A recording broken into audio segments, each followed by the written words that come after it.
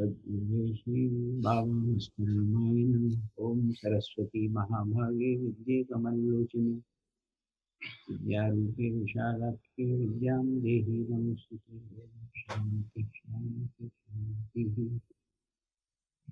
हाँ जी, ये यहाँ तक हो गया था। अयम अभी संधि से शुरू हो रहा है ना कि ननु आत्मा ज्ञातव्य इत्येतद् विधिपरै वेदान्तैः तदेक वाक्यतया बोधे प्रवर्तयद्भिरेव पुरुषो ब्रह्मावबोध्यते इति समानत्वं धर्मचोदनाभिः ब्रह्मचोदनानाम् इत्यत आह न पुरुषो अवबोधे नियुज्यते। कि पुरुष जो है वो ज्ञान में उसका नियोग नहीं होता, क्योंकि ज्ञान वस्तु तंत्र होता है, ये बात हो रही है। और इस पे अब वाचस्पति जी अयम अभिसंधि से अपने अभिप्राय को स्पष्ट कर, न तावत ब्रह्म साक्षात्कारे पुरुषो नियोक्तव्यः, और ब्रह्म साक्षात्कार में पुरुष प्रवर्तित नहीं किया जा सकता, यानी उसका ब्रह्म साक्षात्कार में नियोग नहीं है। अर्थात ब्रह्म साक्षात्कारी किसी क्रिया का उत्पाद्य हो ऐसा नहीं होता। उसके लिए ये बताते हैं कि ब्रह्म साक्षात्कार तो ब्रह्म स्वभाव वाला होता है, और ब्रह्म स्वभाव वाला होने के कारण तो नित्य होता है। तो नियोग से जो कुछ सिद्ध होगा वो तो चार प्रकार के कर्म जो बताए थे, विकार्य, उत्पाद्य, संस्कारी और प्राप्य, इनमें से कोई एक कर्म होना चाहिए, एक कार्य होना चाहिए। इसलिए यहाँ ब्रह्म साक्षात्कार के नियोग को इन्होंने मना किया है। न तावद ब्रह्म साक्षात्कारे पुरुषो नियोक्तव्यः। सर इसमें एक चीज पूछनी है मुझे। हाँ जी, कि ये ब्रह्म साक्षात्कार जो है ये है ना कि भाई अहम ब्रह्मास्मि, इसका अनुभव होना चाहिए। हाँ, ब्रह्म अच्छा। साक्षात्कार का ये मतलब है कि जिस समय आपको वो चरम वृत्ति हो रही है ना जी, उस चरम वृत्ति के होते ही तीनों चीजें इकट्ठी होती हैं। चरम वृत्ति का होना, अज्ञान की निवृत्ति होना, और व्यक्ति का ब्रह्म भाव को प्राप्त हो जाना। तीनों चीजें साइमल्टेनियसली। ये मधुसूदन की बात की थी ना पिछली बार। हाँ, लेकिन जब अनुभव होगा तो उस अनुभव के लिए तो कर्म तो चाहिए ना, साधना इत्यादि। अज्ञान निवृत्ति के लिए कर्म चाहिए मिथिलेश जी। अच्छा अच्छा, अज्ञान निवृत्ति के लिए कर्म चाहिए। ठीक है सर, ब्रह्म साक्षात्कार के लिए नहीं है वो। नहीं नहीं, ठीक ठीक है सर। अकार्यत्वात् नाप्योपासनायां तस्यापि ज्ञान प्रकर्षे हेतु भावस्यान्वय व्यतिरेक सिद्धतया प्राप्तत्वेन अविधेयत्वात्। अब उपासना में भी प्रवर्तना नहीं होगी, यानी उपासना में भी नियोग नहीं है। क्यों नहीं है? क्योंकि ज्ञान प्रकर्ष में, यानी ज्ञान जो अतिशयता को प्राप्त करता है, उत्कर्ष होता है ज्ञान का, वो उपासना के कारण होता है। और वह उपासना के द्वारा ज्ञान का प्रकर्ष होना अन्वय व्यतिरेक से सिद्ध है। यानी आदमी उपासना करेगा तो ज्ञान में प्रकर्ष होगा, नहीं करेगा तो नहीं होगा। इस अन्वय व्यतिरेक न्याय से वो ज्ञान प्रकर्ष में उपासना का उपयोग होता है। ये अन्वय व्यतिरेक से सिद्ध होने के कारण और प्राप्त है। और यदि प्राप्त है तो अविधेयत्व, प्राप्त होने के कारण वो अविधेय होगा, क्योंकि विधि तो अप्राप्त की प्रापिका है ना, अप्राप्त के प्रापक है विधि। विधि शब्द पुल्लिंग है ना, अप्राप्त का प्रापक है विधि। बहुत अच्छा। तो ये अन्वय व्यतिरेक न्याय को लेकर के ये कह रहे हैं कि उपासना में भी पुरुष का नियोग नहीं हो सकता। जैसे ज्ञान में उसका नियोग नहीं हो सकता, ज्ञान में न नियुज्यते एवं अपि पुरुषो न उपासनायाम अपि नियुज्यते। वो ये कहना शायद चाहते हैं ना कि उपासना जो है वो ज्ञान के प्रकर्ष में ही उपक्षीण हो जाती है, हाँ उसके हाँ बाद उसका कोई मतलब नहीं रहेगा। हाँ, ज्ञान के प्रकर्ष में ही ना, वो ज्ञान का प्रकर्ष होते होते वही ज्ञान का प्रकर्ष, यहाँ ज्ञान का प्रकर्ष ये है वृत्ति ज्ञान। बिल्कुल बिल्कुल। ये ध्यान और रखिएगा, हम्म क्योंकि उसमें प्रकर्ष और अतिशय कुछ नहीं होता है, जो ज्ञान है ब्रह्म रूप ज्ञान है। हम्म यहाँ ये ज्ञान प्रकर्ष की जो बात कर रही है वृत्ति ज्ञान में, और वो उपासना से होता है। और वृत्ति ज्ञान में प्रकर्ष होते होते फिर वो चरम वृत्ति, वो अखंडाकार वृत्ति, वो भी ज्ञान रूपी है, वो वृत्ति ज्ञान है। हम्म। वो मैं अखंडाकार वृत्ति जब होती है तब अज्ञान की निवृत्ति होती है और आदमी ब्रह्म रूप हो जाता है ज्ञान का निवृत्ति होने से। सर मैं जो समझ पा रहा हूँ कि जो हाँ दो स्थितियां हैं चित्त की, अंतःकरण की, एक तो उसमें जो है ना दूषण है, और अविद्या वासना आदि का जो दूषण है उसको हटाने का काम तो कर्म करता है, मतलब वो एक अभावात्मक एस्पेक्ट है। और दूसरा है कि उसमें गुणाधान करना, यानी चित्त को और बेहतर बना देना ज्ञान प्रकर्ष से। तो वो भावात्मक पक्ष जो है ना, उस दृष्टि से उन्नयन करता है चित्त का कौन, तो वो उपासना करती है। तो दोनों काम होते हैं, अभावात्मक रूप से भी चित्त को ब्रश अप किया जाता है और भावात्मक रूप से भी, और दोनों से मिलकर जब चित्त तैयार हो जाता है तो जो परम चरम चरम वृत्ति उदित होती है। ठीक है। नापि शाब्द बोध है, तो शाब्द बोध में भी पुरुष का नियोग नहीं होता। यही जो वेदांत से ज्ञान हो रहा है उसमें, क्योंकि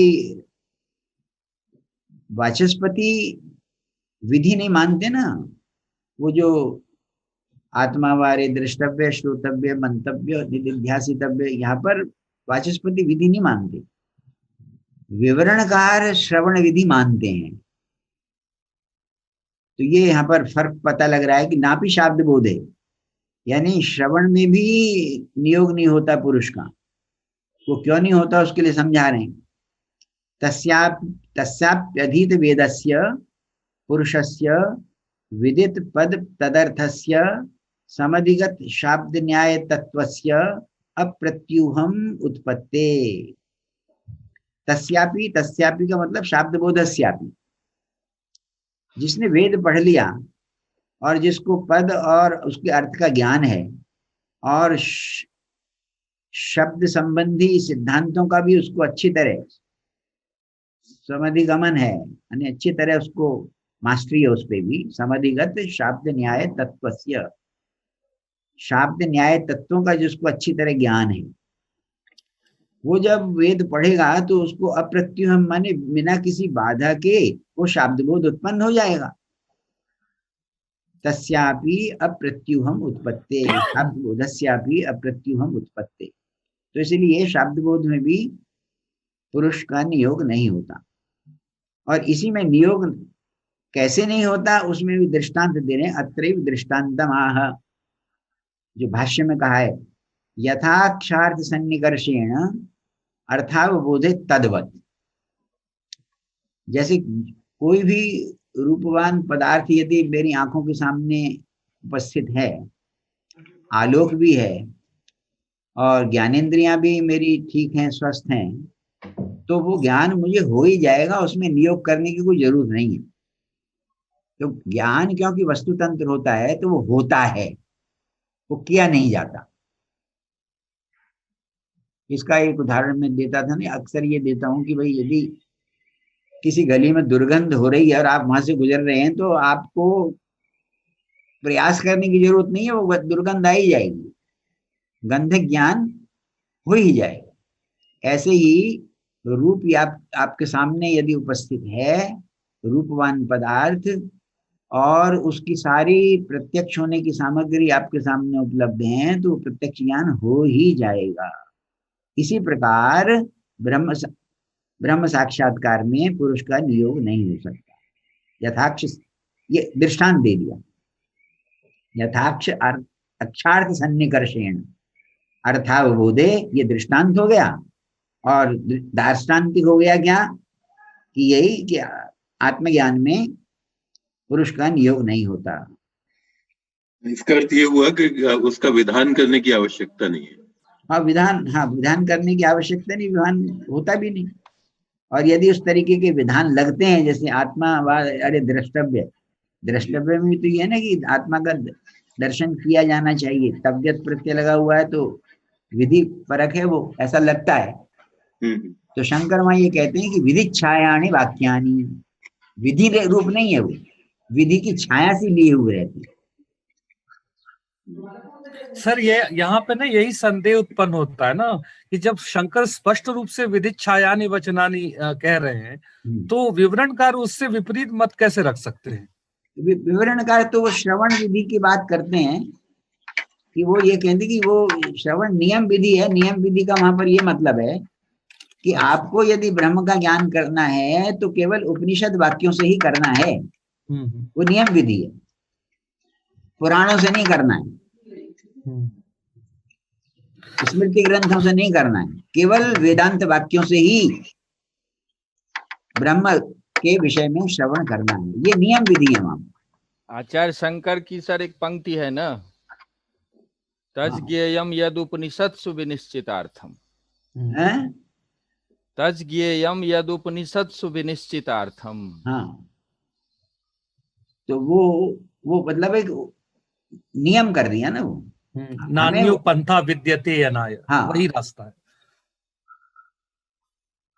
तो इसलिए विवरण का जो नियम विधि मान रहे हैं वो ठीक है।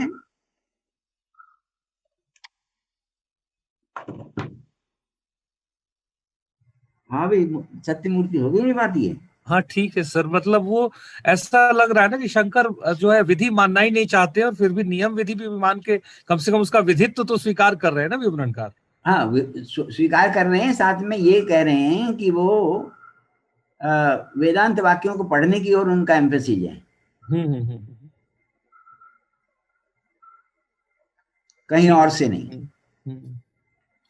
हाँ, ये वैसे भी ना जो भाष्यकार या टीकाकार होते हैं ना, कोई आवश्यक नहीं है कि वो मूल को यथावत अनुसरण करें। हाँ हाँ, ये तो है। कई बार उनका अपना भी सिद्धांत चलता रहता है, तभी तो नवीन चीजें आ जाती हैं। हाँ हाँ हाँ हाँ। तो अत्र दृष्टान्तमः यथाक्षार्थेति दार्ष्टान्तिके नियोजिति तद्वत्, तद्वत् में ये दार्ष्टान्तिक में उसकी संगति बैठा दी। आप सर ये जो अगर मैं ये कहना चाह रहा था कि अगर नियम विधित्व इसका स्वीकार किया जाता है तो प्रकारांतर से यह स्वीकार हो जाता है ना कि अन्य भी उपाय हैं आत्मबोध के। भागवत पुराण पढ़ोगे तो आपको ज्ञान होगा, वो अन्य भी उपाय हैं। नहीं, पर साथ साथ में वेदैक गम्य कहते हैं ना सर इसको, वेदैक गम्य भी कहते हैं ना आत्मबोध को। हाँ हाँ, तो वेदैक गम्य एक तरफ कहा जाता है, एक तरफ फिर नाना उपाय साध्य भी कहा जाता है।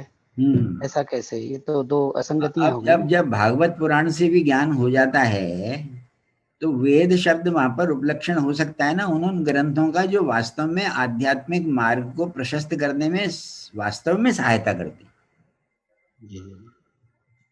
और इसलिए जो भागवत पुराण है ना, उसका प्रारंभ भी ऐसे ही लगता है जैसे गायत्री मंत्र से हो रहा हो कुछ, जन्माद्यस्य यतोन्वयाति तर्तश्चार्थेषु अभिज्य स्वराट तेने ब्रह्म हृदय आदि कवये मुह्यन्ति यत्सूरय तेजो वारि मृदाम यथा विनिमयो यत्र त्रिसर्गो मृषा धामना स्वेन सदा निरस्त कुहकम सत्यम परम धीमहि।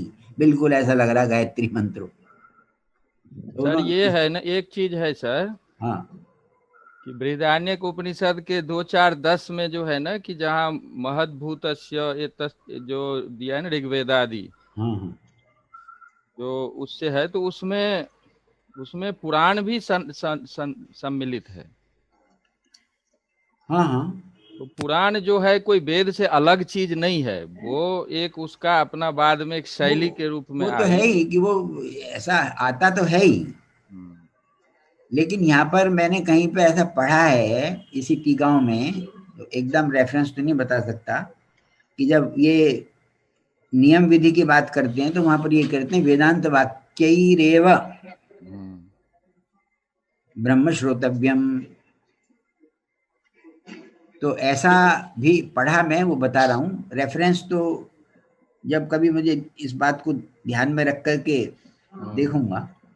क्योंकि पर वहां ये है, सर ना जो 4 संहिता है उसका नाम लेते हुए फिर कहते हैं जो ब्राह्मण है 8 प्रकार के ब्राह्मण हैं, उसमें इतिहास पुराण इत्यादि सबका उल्लेख है। पुराण ब्राह्मण का भाग है, इसीलिए वो मंत्र ब्राह्मणात्मको ही वेद, वहां पे आचार्य शंकर कंक्लूड करते हैं इससे।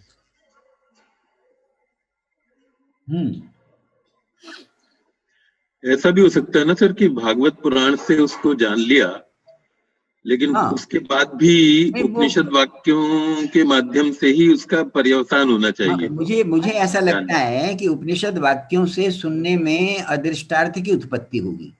सही, बिल्कुल सही। अदृष्ट इत्यादि, ठीक। तो वो भी एक पक्ष है।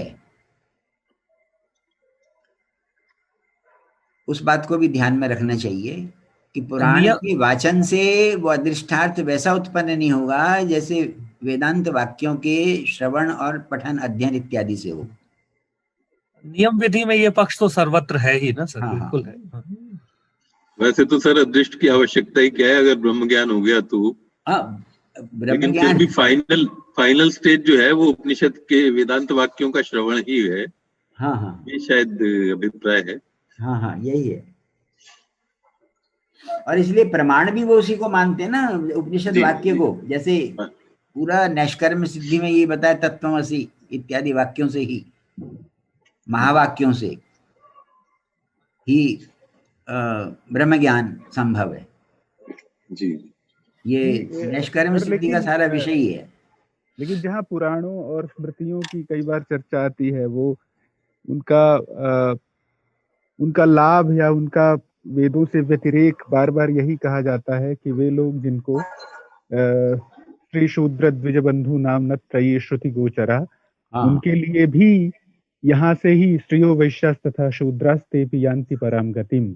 तो इनकी कृतकृत्यता वेदातिरिक्त पुराण इत्यादि की इसी बात पर है कि वे लोग जिनको वेदों में अधिकार नहीं है वे भी पराम गति को प्राप्त हो सके, तो ब्रह्म तक प्राप्त कर सके, ब्रह्म को प्राप्त कर हाँ, सके। ये बात भी बहुत ठीक है जी, ये बात भी ठीक है, क्योंकि वेद पढ़ने का अधिकारी तो वही होगा जो जैसे जी, शास्त्रों के हिसाब से, जी, और जो वेद पढ़ने के अधिकारी नहीं है उनके लिए पुराण इत्यादि जो साहित्य है वो निश्चित रूप से वो परागति को प्राप्त करने में मदद तो करते ही हैं।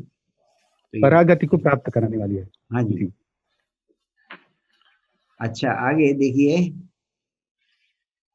अपि च आत्मज्ञान विधि परेषु वेदांतेषु नात्म तत्व विनिश्चय शाब्दः स्यात्। जो आत्मज्ञान विधि परक वेदांत वाक्य हैं उनसे आत्म तत्व का जो विनिश्चय यानी निश्चित ज्ञान होता है वो शाब्द ज्ञान हो सकता है क्या? न आत्म तत्व, वो शाब्द ज्ञान नहीं हो सकता। अपि च आत्मज्ञान विधि परेषु वेदांतेषु नात्म तत्व निश्चय शाब्द स्यात्। तो न को यहाँ शब्द के साथ अन्वय कर लेंगे कि शाब्द ज्ञान वो नहीं हो सकता यदि वेदांत में वेदांतों को आत्मज्ञान विधि परक मानेंगे तो। क्यों नहीं? तदात्म तत्व परास्ते, थोड़ा सा सूक्ष्मता है इसमें, नहीं तदात्म तत्व परास्ते, तो वेदांत वाक्य आत्म तत्व परक नहीं रहेंगे। यदि हम वेदांत वाक्यों को आत्मज्ञान विधि परक मान लेंगे तो आत्म तत्व परक नहीं रह पाएंगे, किंतु तज्ज्ञान विधि परा, वो आत्म ज्ञान विधि परक माने जाएंगे। तत्म से आत्मा, आत्म ज्ञान विधि परा, क्योंकि नियम ये है कि यत्परा ते यत्पराश्च ते तयेव तेषाम् अर्थ। जो यत्परक है वही उसका अर्थ होगा। शब्द यत्परक होगा, वो तत्परक, वही उसका अर्थ भी फिर वही होगा। अब ध्यान देखिए यहाँ पर, यदि वेदांत वाक्य आत्मज्ञान विधि परक हैं तो वेदांत वाक्यों का ज्ञान, वेदांत वाक्यों का अर्थ आत्मज्ञान विधि होगा, आत्म स्वरूप नहीं होगा। क्योंकि यदि वेदांत वाक्यों को हम आत्मज्ञान विधि परक मानेंगे तो आत्मज्ञान विधि ही उसका अर्थ होना चाहिए, फिर आत्म स्वरूप ज्ञान नहीं। ये समझा रहे हैं, यत्पराश्च ते तयेव तेषाम् अर्थः, क्योंकि वो यत्परा से वो आत्मज्ञान विधि परक हैं, इसलिए आत्मज्ञान विधि उनका अर्थ होगा, आत्म स्वरूप नहीं होगा।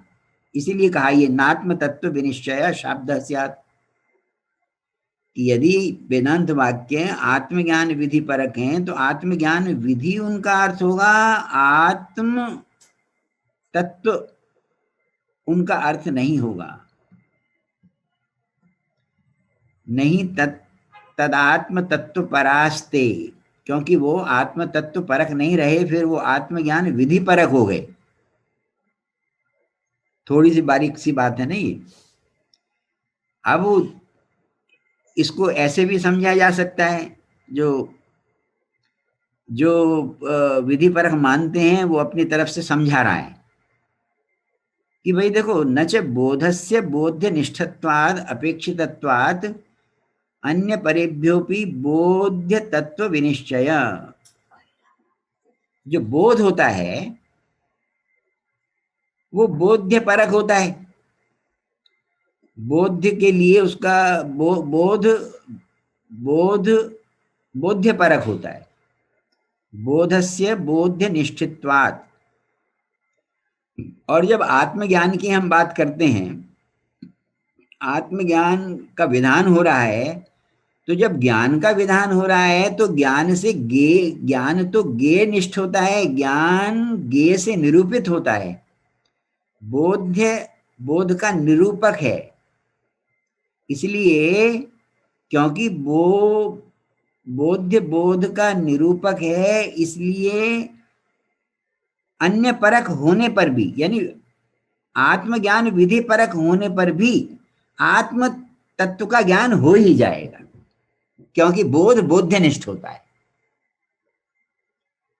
बोध बोध्यनिष्ठत्वात् अपेक्षितत्वाच्च। और जब भी बोध हो रहा है तो उसको जरूरत होती है ना कि किसका ज्ञान, किसका बोध, उसकी अपेक्षा भी होती है बोध्य की, और वो बोध्यनिष्ठ होता भी है, बोध्य परक भी होता है।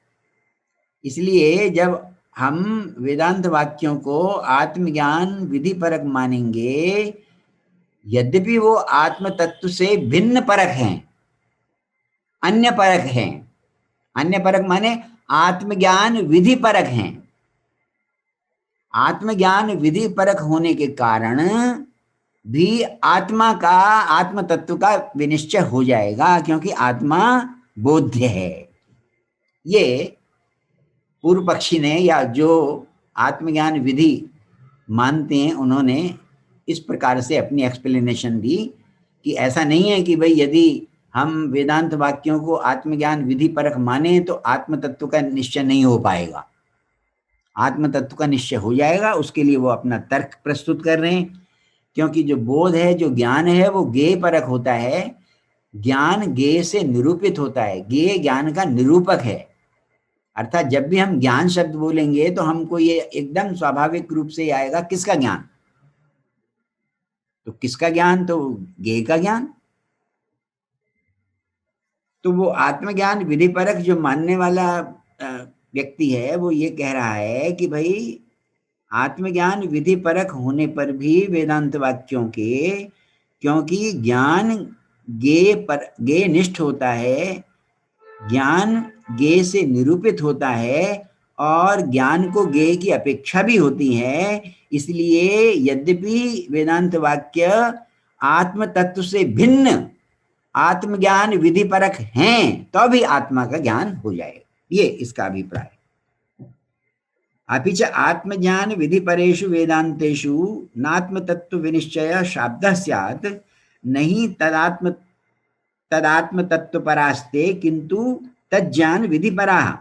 यत्पराश्चते तयेव तेषाम् अर्थः न च बोधस्य बोध्यनिष्ठत्वात् अपेक्षितत्वात् अन्य परेभ्योपि बोध्य तत्व निश्चय।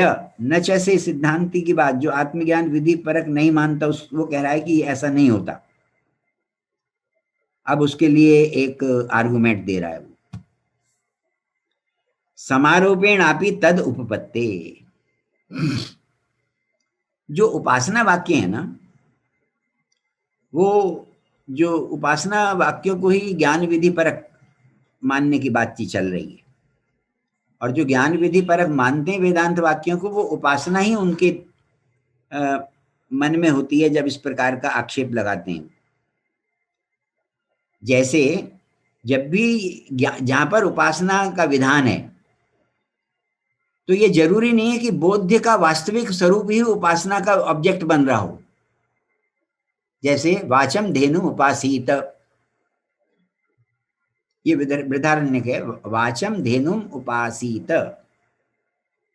अब जैसे धेनु के 4 स्तन होते हैं, वैसे ही वाणी के भी उन्होंने 4 स्तन के रूप में कल्पना की है। जैसे एक स्वाहाकारम, वषटकारम, स्वधाकारम और हंतकारम।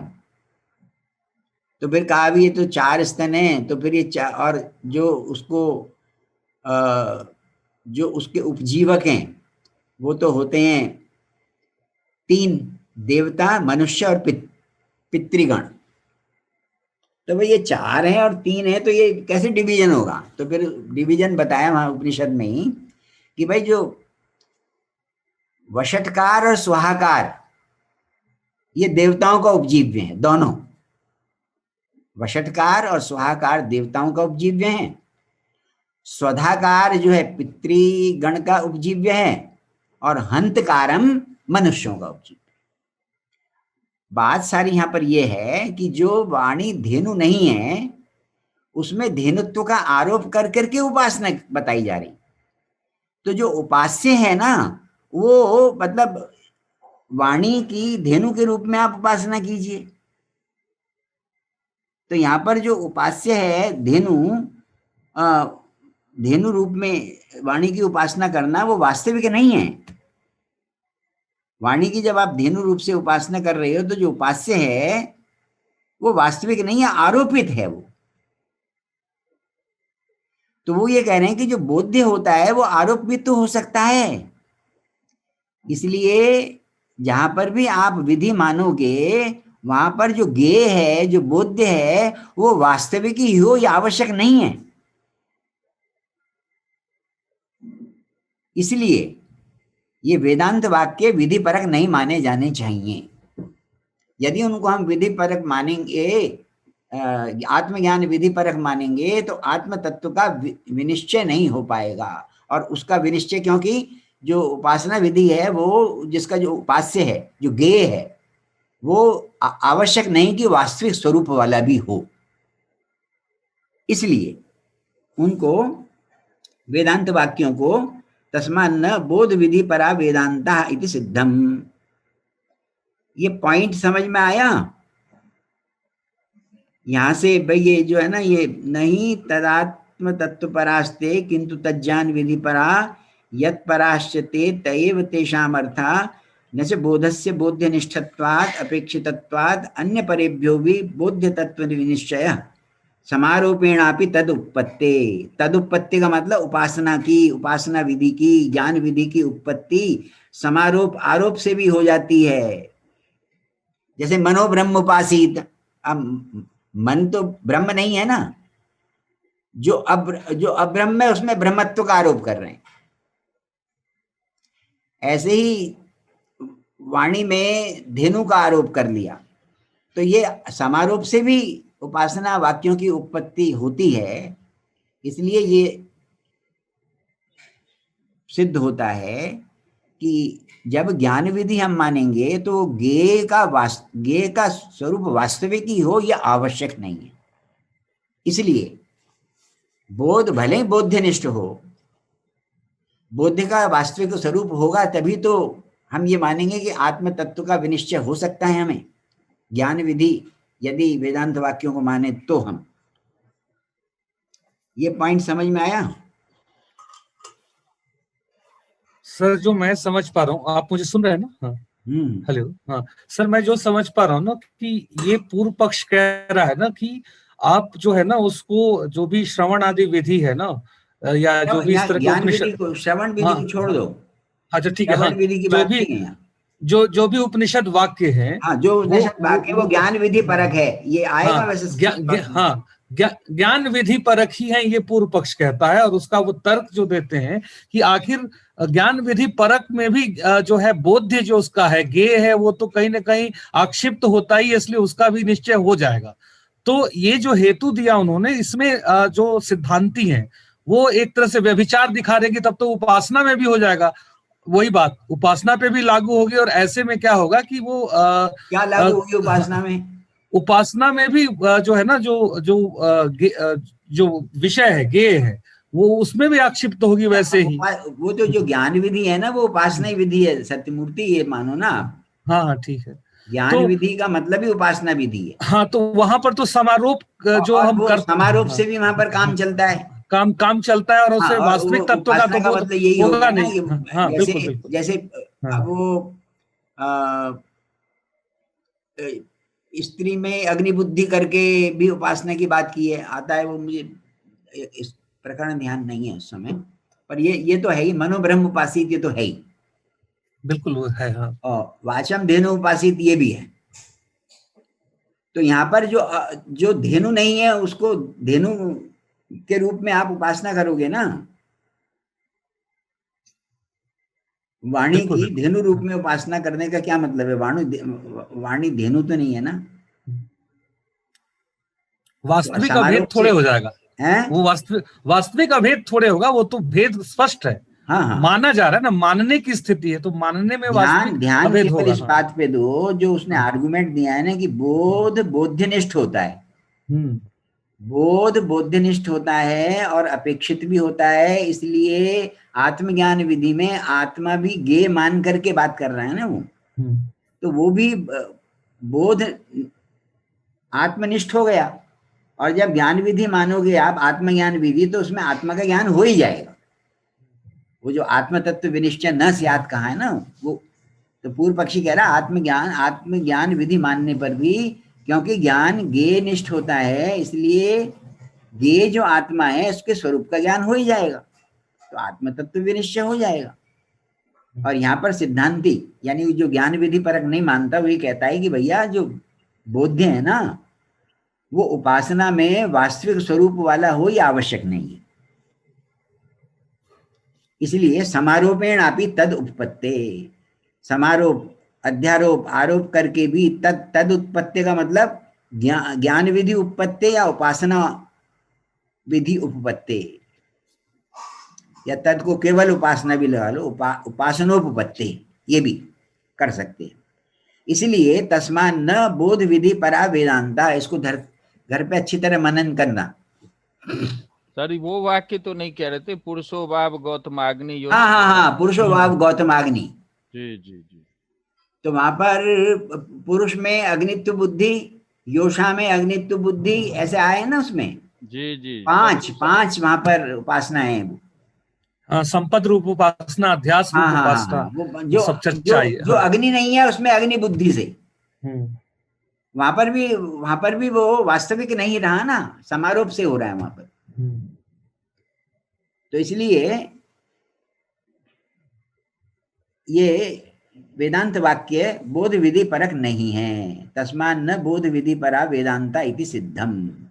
विशिष्ट क्रिया योग निमित्तक, वो भी वहां आता है। हाँ, विशिष्ट क्रिया योग निमित्तक, जैसे शत्रुम हन्ति इति शत्रुघ्न, तो विशिष्ट क्रिया शत्रु हनन से उसको शत्रुघ्न कहा जाता है ना। वैसे भी किसी चीज को ना, किसी कर्म विशेष के कारण बढ़ा हुआ कोई चीज है तो उसको ब्रह्म मान लिया, थोड़ा व्यापक है तो ब्रह्म मान लिया। वो भी एक जो है ना उन्होंने दिया है। हाँ। प्रकृतम उपसंहरति। अब वो जो टॉपिक चल रहा था ना अथ का, उसकी बात कर रहे हैं। प्रकृतम उपसंहरति तस्मात् किमपि वक्तव्यम आगे आना है ना, तस्मात् किमपि वक्तव्यम यद अनंतरम ब्रह्म जिज्ञासोपदिश्यते इति। अरे फिर बताइए तो किसके अनंतर ब्रह्म जिज्ञासा का यहाँ पर उपदेश किया जा रहा है या कहा जा रहा है कि ब्रह्म जिज्ञासा करनी चाहिए। तो अब उसको ये बता रहे हैं यहाँ पर, तस्मात् किम यस्मिन् सति ब्रह्म जिज्ञासा न भवति सति तो भवन्ति भवत्येव। दोबारा आ रहा है ऐसा सेंटेंस, ब्रह्म जिज्ञासा जिसके नहीं होने पर ब्रह्म जिज्ञासा नहीं होती, यस्मिन् असति ब्रह्म जिज्ञासा न भवति और यस्मिन् सति तो भवन्ति भवत्येव, यानी जिसके नहीं होने पर ब्रह्म जिज्ञासा नहीं हो और जिसके होने पर हो वो बताओ। तो उसके लिए अब कह रहे हैं तदाह उच्यते नित्यानित्य वस्तु विवेक। भाष्य में भी आ रहा है ये, नित्यानित्य वस्तु विवेक इहामुत्र भोग विराग शमदमादि साधन संपत् और मुमुक्षुत्वम चे च।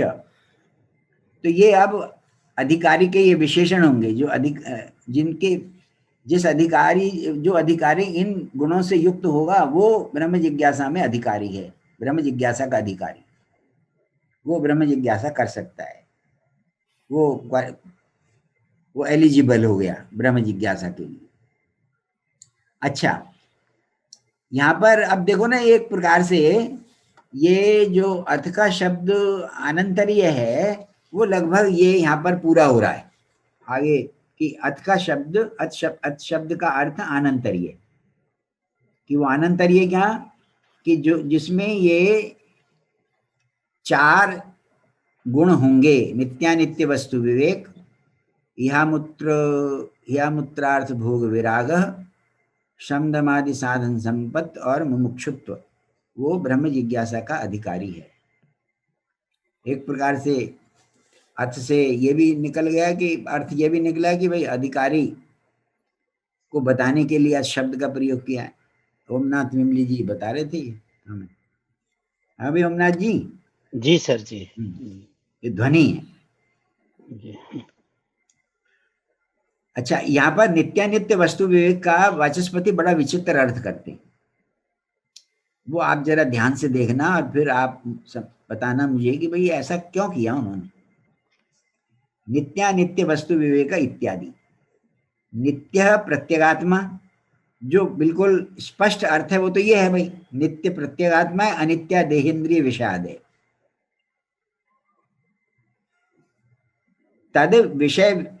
तद विषयश्चेद विवेको निश्चय, और विवेक जो तद विषयक हो, तद विषय का मतलब है कि प्रत्यगात्म विषयक और देहेंद्रिय विषयक देहेंद्रिय विषयक।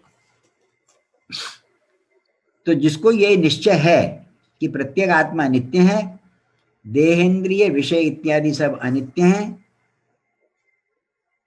वह निश्चय जिसको है वो निश्चय ही ये नित्यानित्य वस्तु विवेक है। तो विवेक का अर्थ यहाँ पर किया ऐसा निश्चय कि प्रत्यगात्मा नित्य है ये निश्चय, देहेंद्रिय विषय इत्यादि अनित्य ये निश्चय। तो इसमें यहाँ पर निश्चय के अर्थ को लेकर के एक प्रॉब्लम खड़ी की है। कृतम अस्य ब्रह्म जिज्ञासया जातत्वाद ब्रह्मण। यदि हम सर इसमें सर तद विषयश्चेद विवेको निश्चय है ना, इसका पाठ अगर ऐसा हो, तद विषयकः विवेकः निश्चयः, ये होना नहीं चाहिए, तद विषयको विवेको निश्चयः। हाँ, यदि वो हाँ ज्यादा स्पष्ट हो जाएगा, क्योंकि बहुब्रीहि समास है ना ये। हाँ, जिस तरह से शास्त्रीय पंक्तियां होती है ना, हाँ होती उसमें हैं। तो नित्यः प्रत्यगात्मा, अनित्य देहेंद्रिय विषयादयः, तद विषयको विवेको निश्चयः। हाँ नहीं ठीक है, रीडिंग वैसी भी हो सकती है, लेकिन वो कप प्रत्यय जो है ना वो विकल्प से ही तो है ना। चेत तो फिर भी आएगा ना सर, हैं? चेत जो है वो तो फिर भी आएगा, यदि वाला जो सेंस है, तद विषय विवेको निश्चय इति चेत, हाँ ये तो आएगा ही। हाँ हाँ नहीं, तद विषयको विवेकः निश्चयः। यहाँ वो तद चेत का विवेक और प्रसंग, तद विषय ये दोनों तो एक ही अर्थ के वाचक हैं। उसमें कब प्रत्यय आप लगाएं या ना लगाएं। मिथिलेश जी क्या, वो ओमनाथ क्या कह रहे हैं, समझ उसकी बात समझ लो। अन्वय तो इसी रूप में होगा बिमली सर, अन्वय तो इसी रूप में होगा जो आप कह रहे हो। वो कप वाली बात तो विकल्प सही है, अन्वय तो ऐसे ही करना पड़ेगा जैसे आप कह रहे हैं। हाँ नहीं, नित्यानित्य नहीं, वो वस्तु मतलब विवेक। क्या ये बिमली क्या कह रहे हैं, ये जरा सुन लो ना, क्या हाँ, कहना जी सर। चाहते हैं। अन्वय की बात कर रहे हो क्या आप? नहीं, नित्यानित्य वस्तु विवेक को खोल रहे हैं ना। हाँ नित्यानित्य वस्तु विवेक किसे कहते हैं, इसको खोल रहे हैं। हाँ। तो पहले नित्य को बताया, फिर अनित्य को बताया, फिर विवेक को बता रहे हैं ना। नित्य नित्यः प्रत्यगात्मा, अनित्य देहेन्द्रिय विषयादयः, तद विषय को विवेकः निश्चयः। इस तरह की टीका में ऐसी इस तरह की भाषा होती है वैसे। ये कह रहा था। तो यहाँ पर तो ये कह ही रहे हैं कि जैसे ये एक को नित्य एक को अनित्य मान करके जो आपके अंदर निश्चय है, हाँ जी, हाँ, वो उसकी शास्त्रीय शैली की का परिष्कार कर रहे होगा।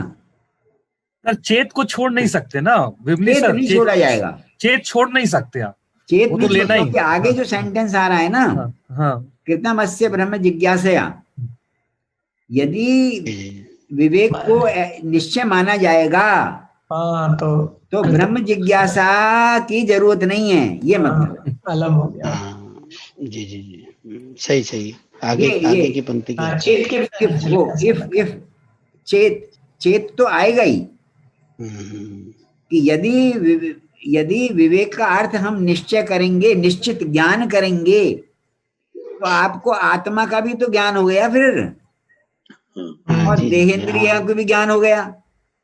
तो जब आत्मा का ज्ञान हो गया तो आत्मा ज्ञात हो गई, जब आत्मा ज्ञात हो गई वही ब्रह्म है, तो ब्रह्म जिज्ञासा की जरूरत क्या है। जी जी जी, ये अर्थ है इसका। अच्छा, यहाँ पर ये जो अस्य है, अस्य के बारे में हमने पूछा था उनसे, आपके ये आचार्य जी प्रद्युम्न जी से रखा था ना, उन्होंने मणि द्रविड़ से पूछा। अस्य का यहाँ अर्थ किया साधकस्य। जी जी, कि वो साधक को ब्रह्म जिज्ञासा की फिर जरूरत नहीं रहेगी। अच्छा, मैं जब ये सोच रहा था इस बारे में, अस्य के साथ एकदम निश्चय शब्द है, विवेक शब्द है, तो मैं विवेक को उससे पकड़ रहा था, और विवेक को उससे पकड़ करके मैं उसमें षष्ठी, अनादर षष्ठी करने की कोशिश कर रहा था, अब बुद्धि लगा रहा था अपनी, कि एतादृशस्य विवेकस्य, अस्य एतादृशस्य विवेकस्य सतः कृतं ब्रह्म जिज्ञासया। जी जी, अनादर षष्ठी मतलब ऐसे विवेक का फिर आदर न करते हुए, ऐसा मैं सोच रहा था। षष्ठी वो आपकी व्याकरण वासना तो उद्बुद्ध होती है ना सर, बीच बीच में हो जाती है वो जी, वो आई एम हेल्पलेस वो हो ही जाती है। पर यह है कि इसका मीनिंग सिर्फ ये है कि यदि विवेक का आपने अर्थ कर दिया निश्चित ज्ञान, जी, तो प्रत्येक आत्मा का भी निश्चित ज्ञान हो ही गया ना, फिर तभी तो विवेक होगा आपको। सही बात है। प्रत्येक आत्मा का भी आपको निश्चित ज्ञान है, देहेंद्रिय अनित्य है, इसका भी आपको निश्चित ज्ञान है, और प्रत्येक आत्मा ही आपके ब्रह्म है, तो ब्रह्म का आपको ज्ञान हो गया। जब ब्रह्म का ज्ञान हो गया तो ब्रह्म जिज्ञासा की जरूरत क्या रही, ज्ञात वस्तु की जिज्ञासा क्या होगी। ये अर्थ इसका निकला। अब वो इसको नहीं देख रहे हैं कि विवेक जो है वो तो सामान्य निश्चय है, और ब्रह्म जिज्ञासा जो है वो विशेष से संबद्ध रखती है। हाँ हाँ, पूरी तरह से जानना उसको। एक सामान्य रूप से व्यक्ति जानता है भाई ब्रह्म नित्य है, ब्रह्म सत्यम जगन मिथ्या, लेकिन अभी वो बता रहे हैं ना, आगे चल करके वो केवल सामान्य ज्ञान भी अर्थ करेंगे इसका। जी जी, अभी तो निश्चित अर्थ, निश्चित ज्ञान के रूप में विवेक को प्रस्तुत कर रहे हैं वो। सर एक प्रश्न है यहाँ, सर एक प्रश्न है, सर एक प्रश्न है, जैसे कृतम जिज्ञासया जो प्रयोग है, भाषिक प्रयोग जो है, जैसे अलम के योग में तृतीया होती है, प्रतिषेधार्थक अलम, हाँ, पर्याप्त्यर्थक हाँ, अलम हसितेन इत्यादि। हाँ, तो कृतम के साथ भी ऐसा प्रयोग देखा जाता है, हाँ, कृतम हाँ, हसितेन, जैसे हाँ। कृतम जिज्ञासया। तो वो हम किस नियम से संगत करेंगे? अलम अलम अलम के योग में यही है, अलम अर्थ ही है उसका। अलम अर्थ ही है इसका। हाँ, अच्छा कृतम का यहाँ अलम अर्थ है। अच्छा अच्छा जी। व्यर्थ, व्यर्थ।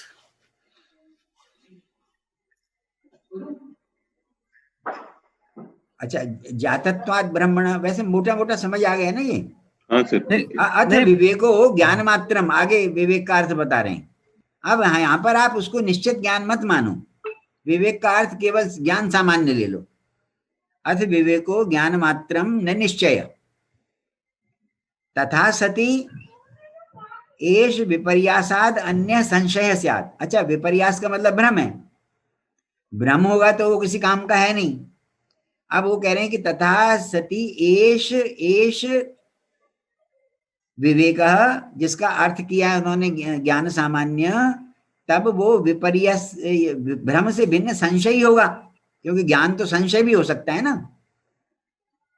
जब हम कहते हैं ज्ञान मात्र ज्ञान सामान्य, तो प्रमा भी हो सकता है, वो संशय भी हो सकता है। प्रमा वाली बात तो पहले उन्होंने कर ली, और उससे ब्रह्म जिज्ञासा का उन्होंने अलम कह के मना कर दिया कि भाई कोई जरूरत नहीं है उसकी ब्रह्म जिज्ञासा की, तो शास्त्र शुरू करने का क्या प्रयोजन है। तो विपर्यासात अन्य संशय से तो फिर ज्ञान मात्र यदि हम विवेक का अर्थ ले लेंगे तो वो संशय अर्थ हो जाएगा फिर उसका। ज्ञान मात्र को लेकर के पहले उन्होंने कह दिया भ्रम ये हो नहीं सकता, और तीन ही हो गए ना, भ्रम हो गया, संशय हो गया और प्रमा हो गई। तो प्रमा का पहले खंडन कर दिया, भ्रम का कोई उपयोग है ही नहीं, बाकी रह गया संशय। तो विवेक का अर्थ संशय हो गया, और संशय यदि अर्थ हो जाता है तो उससे वैराग्य नहीं होगा। तथा च न वैराग्यम भावयते, संशय रूप विवेक वैराग्यम न भावयेत। और यदि वैराग्य नहीं होगा, अभावयन कथम ब्रह्म जिज्ञासा हेतु, और यदि वो वैराग्य को नहीं उत्पन्न करेगा तो ब्रह्म जिज्ञासा का वो वैराग्य की जरूरत है ना जिज्ञासा के लिए, वो ही नहीं होगी। अभावयन कथम ब्रह्म जिज्ञासा हेतु, तो वो संशय रूप जो विवेक है वो ब्रह्म जिज्ञासा का हेतु कैसे बनेगा। ये जो मैं बात कह रहा था ना, भामतीकार ये जो अर्थ कर रहे हैं, अब कह रहे हैं वो ये, अब देखो इसमें प्रॉब्लम आ गई। यदि आप उसका अर्थ निश्चय करोगे तो प्रॉब्लम, यदि आप उसका अर्थ ज्ञान मात्र करोगे तो प्रॉब्लम। अब जैसे मैं बता रहा हूं वैसे इसका अर्थ करो। ये अपनी बात अब कर रहे हैं। तस्माद एवं व्याख्येयम, इसलिए भाइयों इसकी व्याख्या ऐसे करो। अब मैं बता रहा हूं, पहले जो उन्होंने व्याख्या की दोनों प्रकार से, चाहे उसको निश्चित ज्ञान मानो चाहे उसको संशय ज्ञान मानो, उन दोनों से समस्या खड़ी रहेगी वैसी। और ब्रह्म जिज्ञासा अथा तो ब्रह्म जिज्ञासा प्रारंभ नहीं हो पाएगा उस पे। अब मैं जो बता रहा हूं उससे हो जाएगा। मिथिलेश जी जरा इसको देखना भी क्या कह रहे हैं।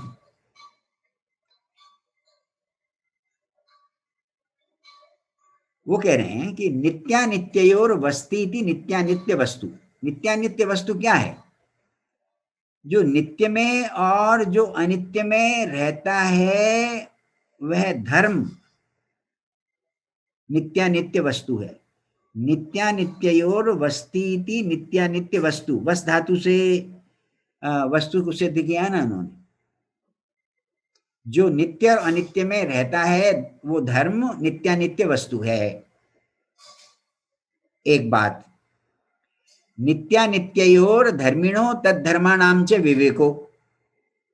नित्य और अनित्य जो धर्मी हैं, जिनमें धर्म रहेगा वो धर्मी हो गया ना। फिर नित्य अनित्य जो धर्मी हैं और नित्य अनित्य में जो रहने वाला धर्म है, यानी धर्मी और धर्मों का जो विवेक है, उसको यहाँ पर नित्यानित्य वस्तु से समझना चाहिए। नित्यानित्य वस्तु विवेक से ये अर्थ लेना चाहिए कि नित्य और अनित्य में रहने वाला धर्म, और नित्य और अनित्य हो गए धर्मी, और नित्य में अनित्य में रहने वाला धर्म हो गया उनका धर्म। जो धर्मियों और धर्म में जो विवेक है वो यहाँ पर नित्यानित्य वस्तु विवेक से अभिप्रेत है। तभी कहा नित्यानित्योर धर्मिणो तद्धर्माणाम च विवेको, नित्यानित्य वस्तु विवेक। अब वो कह रहे हैं कि भाई देखो, मैं जो कहना चाहता हूँ एतदुक्तम भवति से वो उसका उनका अपना हिडन मीनिंग जो है, जो देना चाहते हैं वो समझा रहे हैं। एतदुक्तम भवति, ये जैसे उनका स्टाइल है। मा भूत इदम तद ऋतम नित्यम, इदम तद अनितम अनित्यम, धर्मी विशेषयो विवेक। यानी धर्मी विशेष, यानी धर्मी जो हैं, धर्मियों का विवेक, विवेक यहाँ पर न समझा जाए नित्यानित्य वस्तु विवेक में।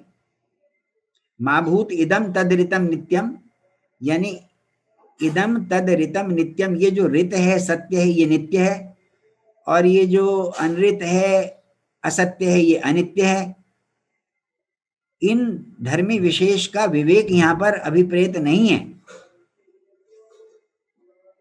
धर्मी मात्रयो नित्यानित्यो तद्धर्मयोश्च विवेकम निश्चिनोत्येव। जो साधक है या जो पाठक है या जो जिज्ञासु है, वो धर्मी मात्रयोर नित्यानित्यो तद्धर्मयोश्च विवेकम निश्चिनोत्येव। अब यहाँ पर जो निश्चिनोत्येव है ना, ये इसका कर्ता कौन है? कर्ता मतलब पुरुष लगा लो कोई, पुरुषः, यह पुरुष ब्रह्म विचारितुम प्रवृत्तः स पुरुषः। धर्मी मात्रयोर नित्यानित्यो तद्धर्मयोश्च विवेकम निश्चिनोत्येव। धर्मी मात्र का नहीं बल्कि धर्मों का भी, धर्मियों का तथा धर्म दोनों का विवेक निश्चित करता है। उसी को ये विवेक कह रहे हैं। अर्थात धर्मियों का विवेक नहीं, धर्मी तथा धर्म दोनों का विवेक होना चाहिए। अच्छा, इसका मतलब ये हो गया कि वाचस्पति ये कहना चाहते हैं कि यदि हम विवेक का अर्थ निश्चित ज्ञान लेंगे तो प्रॉब्लम, और संशय इत्यादि ज्ञान लेंगे तो भी समस्या है। तो ये कह रहे हैं कि भाई किसी आदमी को ये मालूम होना चाहिए कि ये वस्तु नित्य है, ये अनित्य है। ये जरूरी नहीं कि आत्मा ही नित्य है, देहेंद्रिय इत्यादि अनित्य है। नित्य और अनित्य वस्तुओं, नित्य अनित्य वस्तु तथा उनमें रहने वाले धर्मों का जिसको विवेक है, और वो विवेक यहाँ पर नित्यानित्य वस्तु विवेक एक्सप्रेशन से अभिप्रेत है। तो इसमें आत्मा नहीं रहा ना फिर। अब जो कहा था नित्य प्रत्यगात्मा अनित्य देहेंद्रिय विषय आदय, तो आत्मा के निश्चित ज्ञान होने पर जो जिज्ञासा का प्रसंग नहीं रह पाता, जिज्ञासा की सार्थकता नहीं बन पा रही थी, वो बन जाएगी। क्योंकि वो तो सेवर ये कह रहे हैं कि भाई देखो, जो नित्य वस्तु है वो धर्मी हो गए, और उन नित्य और अनित्य वस्तुओं में रहने वाला जो अनित्यत्व और नित्यत्व है वो धर्म हो गए। वो नित्यानित्य वस्तु तथा उनमें जो रहने वाला धर्म है, अनित्यत्व और अनित्यत्व, इनका ज्ञान, इसका मतलब वस्तु का ज्ञान भी और साथ में उसके कैरेक्टर का ज्ञान, ये दोनों का जिसको विवेक होगा वही ब्रह्म जिज्ञासा की हेतुभूत विवेक से संपन्न होगा। क्योंकि ब्रह्म जिज्ञासा में हेतुभूत विवेक जो है वो ऐसा विवेक होना चाहिए, न कि ऐसा विवेक जैसे पहले कहा था। नित्यत्व फर्क तो समझ ही नहीं आया। फर्क ये समझ आया ना कि ले जी वो प्रत्येगात्मा तो निकल गई ना, यानी उसका डायरेक्ट प्रत्येगात्मा ही निकल गई तो फिर नित्य क्या हुआ? मतलब एक डेफिनेट नहीं हुआ ना वो। सर देखो, वो उपनिषद कहता है ना, मुंडक उपनिषद कहता है परीक्ष लोकान कर्मचितान ब्राह्मणों निर्वेदम आयात नास्त्य कृतक कृतेन। हाँ, है ना? तो ये जान ले और फिर उसको, उसके ज्ञान के लिए गुरु के पास जाए जो निश्चित है, नित्य है। तो उसको एक सामान्य रूप से ज्ञान तो है ही ना। सामान्य रूप से ज्ञान है, वो आगे बात भी करेंगे उसकी जी। अभी तो अपने अब ये कह रहे हैं कि जो सामान्य ज्ञान है वो तो संशय है। नहीं, सामान्य ज्ञान संशय नहीं जरूरी, वो तो विवेक के दो अर्थ दे दिए, उनमें है विवेक के जो दो अर्थ दिए थे, अब उन दोनों को छोड़ के चल रहे हैं वो। देखो सर, मुझे ये लग रहा है हाँ, कि एक सीधा साधा सा जो वाक्य है उसको मुश्किल बना रहे हैं। या यही तो मैं आपसे कह रहा था कि वाचस्पति जी की जो बुद्धि है उसको समझने की कोशिश करो। चलो ठीक है सर। वो ठीक तो है। हम सबको ही मालूम है कि भाई जब हम आत्मा को कहते थे कि नित्य है, तो इसका मतलब हमें विशेष ज्ञान तो उसका हो नहीं जाता, सामान्य ज्ञान ही होता है, और फिर उसको जानने की हमारी इच्छा होती है। जी जी। ये सीधा सीधा सा तो ये मीनिंग है, लेकिन उस सीधे साधे मीनिंग को यहाँ पर ऐसा प्रॉब्लम बना दिया। हाँ, थोड़ा घुमा फिरा कर ला रहे हैं वहीं। घुमा फिरा कर ला रहे हैं। यदि ये कोई ऐसा अर्थ भी करे तो हम ऐसा अर्थ करके ब्रह्म जिज्ञासा की सार्थकता बता सकते हैं जी। ये कहने का अभिप्राय। अब ये वैसे कोई इसमें नित्यत्व सत्यत्व, देखो जो चीज नित्य है हम जान रहे हैं, तो नित्यत्व धर्मी तो रहेगा ना उसमें। वो कह रहे हैं धर्मी मात्र का विवेक नहीं, धर्मी तथा उनके धर्मों का विवेक ज्ञान यहाँ पर अभिप्रेत है। नित्यत्वम सत्यत्वम तद यस्यास्ति तन्नित्यम सत्यम, और तथा च आस्था गोचर है, और उसी में हमारा प्रेम होगा, उसी की हमारी इच्छा होगी जो नित्य होगा। अनित्यत्वम असत्यत्वम तद यस्यास्ति तद अनित्यम अनृतम तद अनास्था गोचर है, वो हमारी इच्छा का विषय नहीं बनेगा।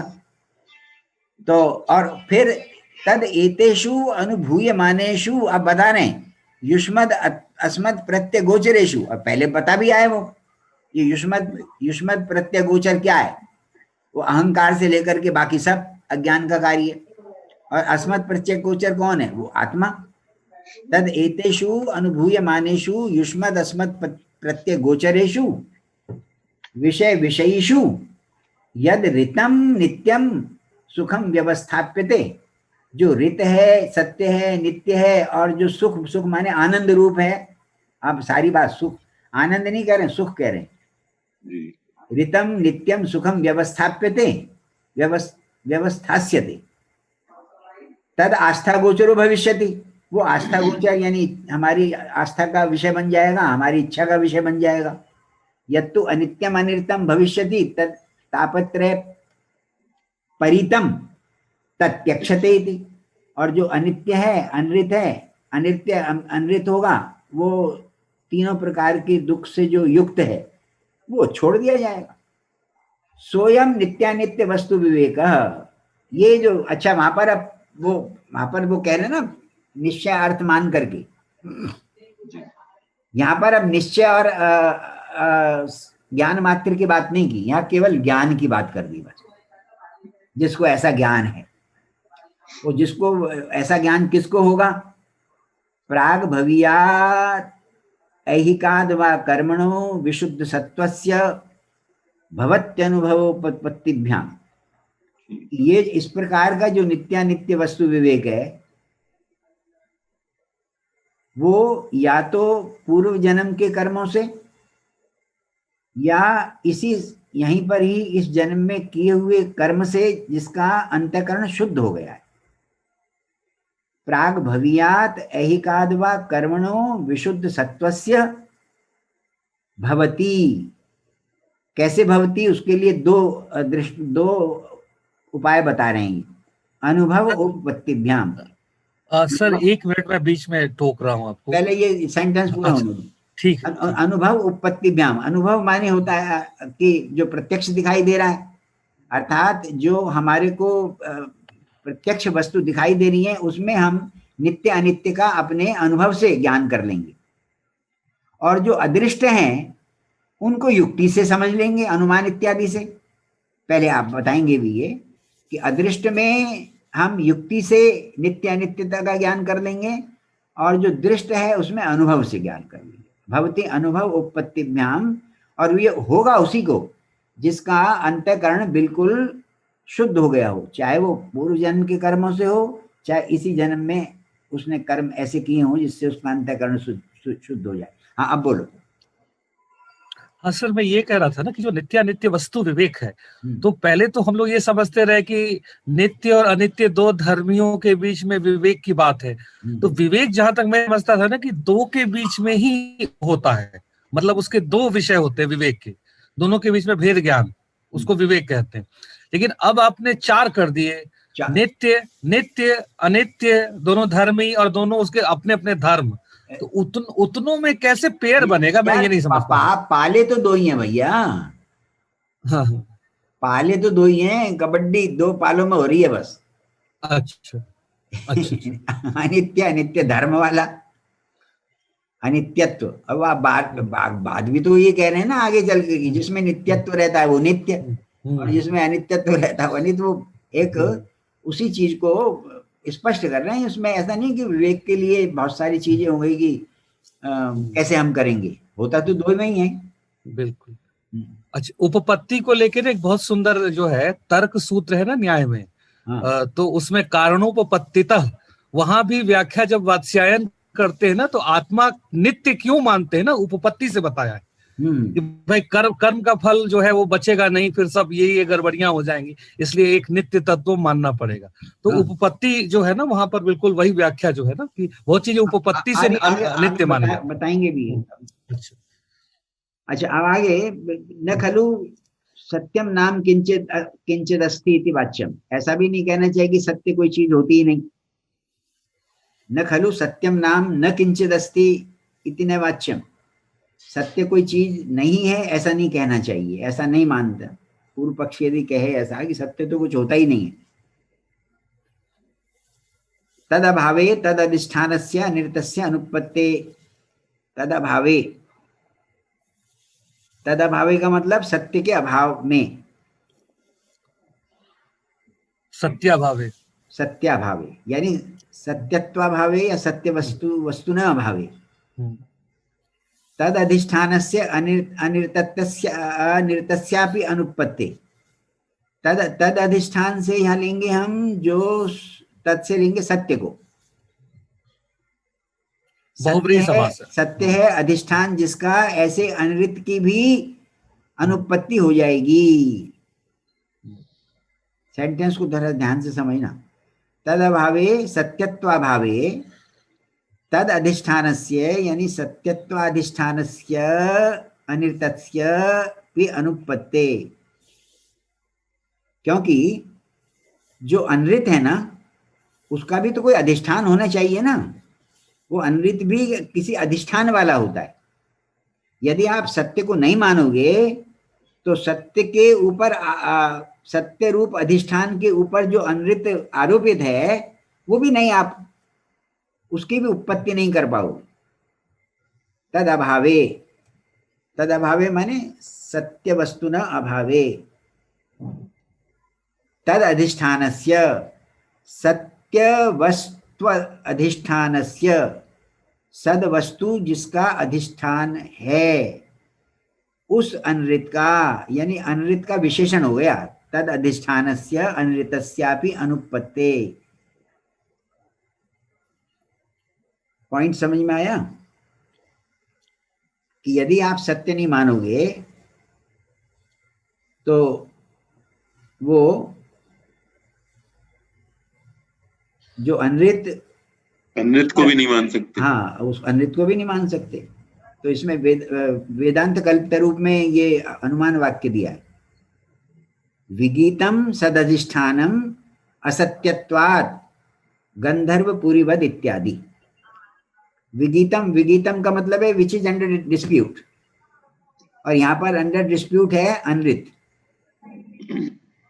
अनृतम, मैं अनुमान वाक्य बना रहा हूं। अनृतम सद अधिष्ठानम असत्यत्वात्, अनृतम सद अधिष्ठानम असत्यत्वात् गंधर्वपुरीवत। गंधर्वपुरी भी तो किसी जगह पर अपीयर होती है ना, तो कोई ना कोई उसका अधिष्ठान है। जैसे गंधर्वपुरी का अधिष्ठान है, ऐसे असत्य, ऐसे ही अनृत का भी अधिष्ठान होना चाहिए, और जो अधिष्ठान होगा वही सत्य होगा। तो ये जो कहते हैं कि सत्य नाम की कोई वस्तु नहीं है, ये बात ठीक नहीं, क्योंकि तद अभावे तद अधिष्ठानस्य अनृतस्यापि अनुपत्ति। अच्छा सर, ये कोई नियम है क्या कि असत्य का जो अधिष्ठान होगा वो सत्य ही होगा? असत्य का अधिष्ठान असत्य नहीं हो सकता है ना? असत्य का, हाँ, यदि आप कैसे उदाहरण दो कोई। मतलब जो वैसे तो असत्य देखो का, ना, असत्य का जैसे अधिष्ठान जो लग रहा है वो भी जैसे असत्य हो। रज्जु है, जी रज्जु में जो सर्प की प्रतीति हो रही है, रज्जु भी असत्य है और वो सर्प भी असत्य है, ऐसा उदाहरण दे लो। जी, वो लेकिन यहाँ पर तात्कालिक। अल्टीमेट बात हो रही है, जी यहाँ मतलब ये व्यवहारिक स्तर पे तो आपको सारी जो भी व्यवहार जगत है जी वो सारा ही अनृत है। जी और जब ये सारा व्यवहार जगत प्रपंच यदि अनृत है तो ये किसी अधिष्ठान पे ही होगा ना, अपने आप में निराधार नहीं होगा। जी जैसे गंधर्वपुरी इत्यादि की बात कर रहे हैं, तो अल्टीमेट पॉइंट ऑफ व्यू से बात हो रही है जी कि प्रपंच अनृत है और उस प्रपंच का अधिष्ठान होना चाहिए वो ब्रह्म है इत्यादि, जी। उस रूप में। नहीं तो स्वप्न में भी हम ले सकते हैं। स्वप्न और जो व्यावहारिक है जी ये भी तो सारा अनृत ही है ना। जी लेकिन स्वप्न की तुलना हम जागृत में करते हैं और जागृत की तुलना उस समय करेंगे जब अखंडाकार वृत्ति हो जाएगी, जी। तो तभी होगी। सापेक्षिक सत्यत्व है इसमें। ये सापेक्षिक है जी, वो तो अल्टीमेट है ना, ये सापेक्षिक है जी स्वप्न और व्यवहार। जी। लेकिन जितने हम उदाहरण देंगे असत्य के अधिष्ठानों के, हाँ, वो सारे तो सापेक्षिक सत्य ही हैं, यानी वस्तुतः सत्य हैं। और ब्रह्म तो अभी हाँ, अभी विवादाधिष्ठित है, मतलब जो अल्टीमेट रियलिटी है वो नहीं, विवादास्पद नहीं है वो। जी, विवादास्पद मतलब नहीं है, श्रुति से उसका ज्ञान मानेंगे ना, वो श्रुति वो जी प्रमा जी है। जी जी जी सर जी। क्योंकि अपौरुषेय है श्रुति और उसमें जो कुछ बताया जा रहा है वो है, ठीक है। जी जी जी जी जी, सही। को ही विवादास्पद मानना पड़ेगा हाँ, तो वो लोग तो मानते ही हैं जो शून्यवादी इत्यादि हैं, वो तो है, वो तो सारे मानते हैं। वो चार वाक से लेकर के हमने आज तक ये देखा है कि अभी अभी बात आगे बहुत अच्छी तरह से समझाएंगे वाचस्पति, आप देखते रहे। वो विवादास्पद नहीं मानते हैं जो है बलराम जी, वो तो कहते हैं बकवास है वो विवादास्पद।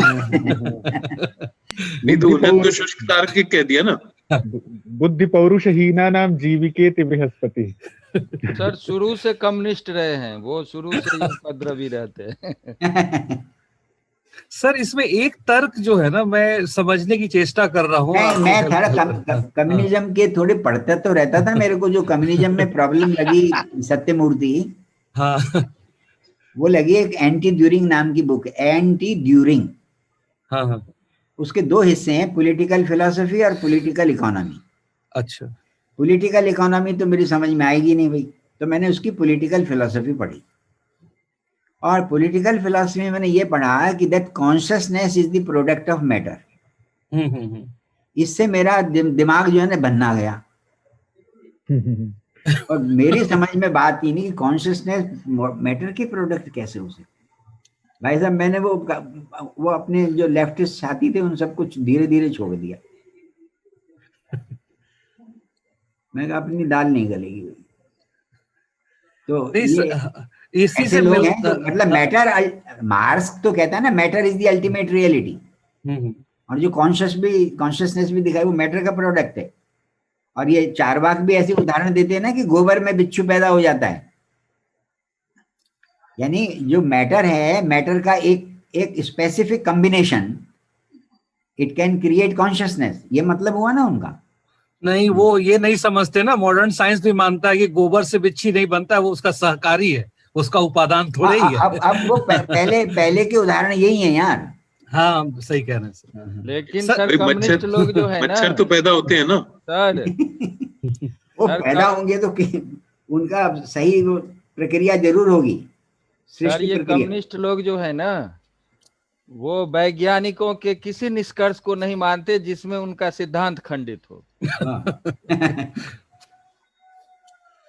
सर मैं एक दूसरे तर्क की बात यहाँ कह रहा था ना, ये कह रहे हैं कि भाई अधिष्ठान को तो सत्य मानोगे ना, नहीं तो अन्य तत्व की भी उपपत्ति नहीं होगी। ये जो कह रहे हैं ना, ये कह रहे हैं ये बल्कि जो व्यापक लॉजिक ये है ना कि कोई भी चीज जैसे ना जैसे सुंदर किसी को कहना हो तो असुंदर जैसी कोई चीज तो होनी चाहिए।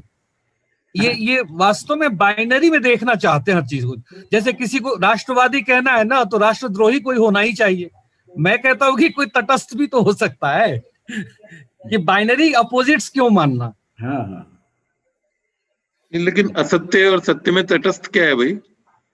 हाँ, वहां नहीं होगा, वहां नहीं होगा। ये सत्यमूर्ति उदाहरण ठीक नहीं बनाइए। चलिए आगे चलिए भाई। ये ठीक है सर। हाँ, तद अभावे तद अधिष्ठानस्य अनिर्तस्यापि अनुपत्ते। तद अधिष्ठान कौन सा समास हुआ भाई? बहुव्रीहि। बहुव्रीहि। यानी वही हो गया ना। तद अधिष्ठानम जैसे शून्यवादी नाम अपनी शून्यताया एव सत्यत्वात्, मतलब वो सत्यमूर्ति की सेकंड लव वाली बात आ रही है। ये बार बार मैं व्याकरण की बात कर देता हूँ। शून्यवादी नाम अपनी शून्यताया एव सत्यत्वात्, वो शून्यवादी भी जो शून्य है उसको सत्य मानते हैं, शून्यता को। और ये जो एक the central philosophy of Buddhism है टीआरवी मूर्ति की, उसमें आप पढ़ना कि शून्यता को सत्य कैसे माना जाता है। और उनकी ये बहुत ही बढ़िया किताब है, the central philosophy of Buddhism. ये मेरे दादा गुरु लगेंगे। टीआरवी मूर्ति मेरे दादा गुरु लगेंगे। हाँ, ये हर्ष कुमार जी के गुरु थे ये।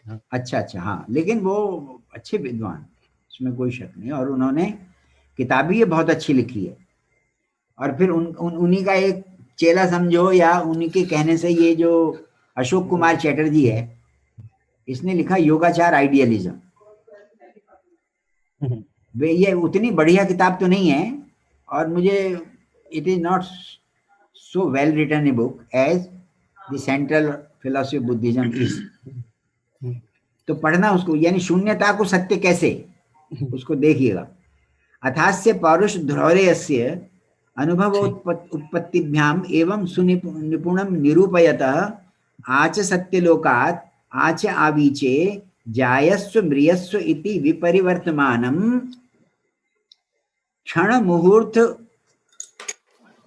याम अहोरात्र अर्धमास मास ऋतु अयन वत्सर युग चतुर्युग मनवंतर प्रलय महाप्रलय महासर्ग अवांतर सर्ग, ये काल के वाचक हैं सब।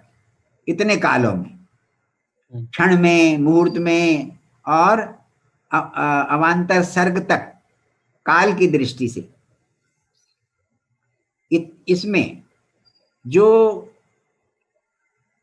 पुरुष है, जो जीव है, वो सत्यलोक से लेकर के आवीचे मन नरक तक, जायस्व म्रियस्व च, जायस्व म्रियस्व, ये जो है ना क्रिया समय विहारे लोट लोटो हि स्वौ वाच तद्धुमो है विमली, पुनर्पुनर जायते म्रियते च, इसका ये अर्थ होगा।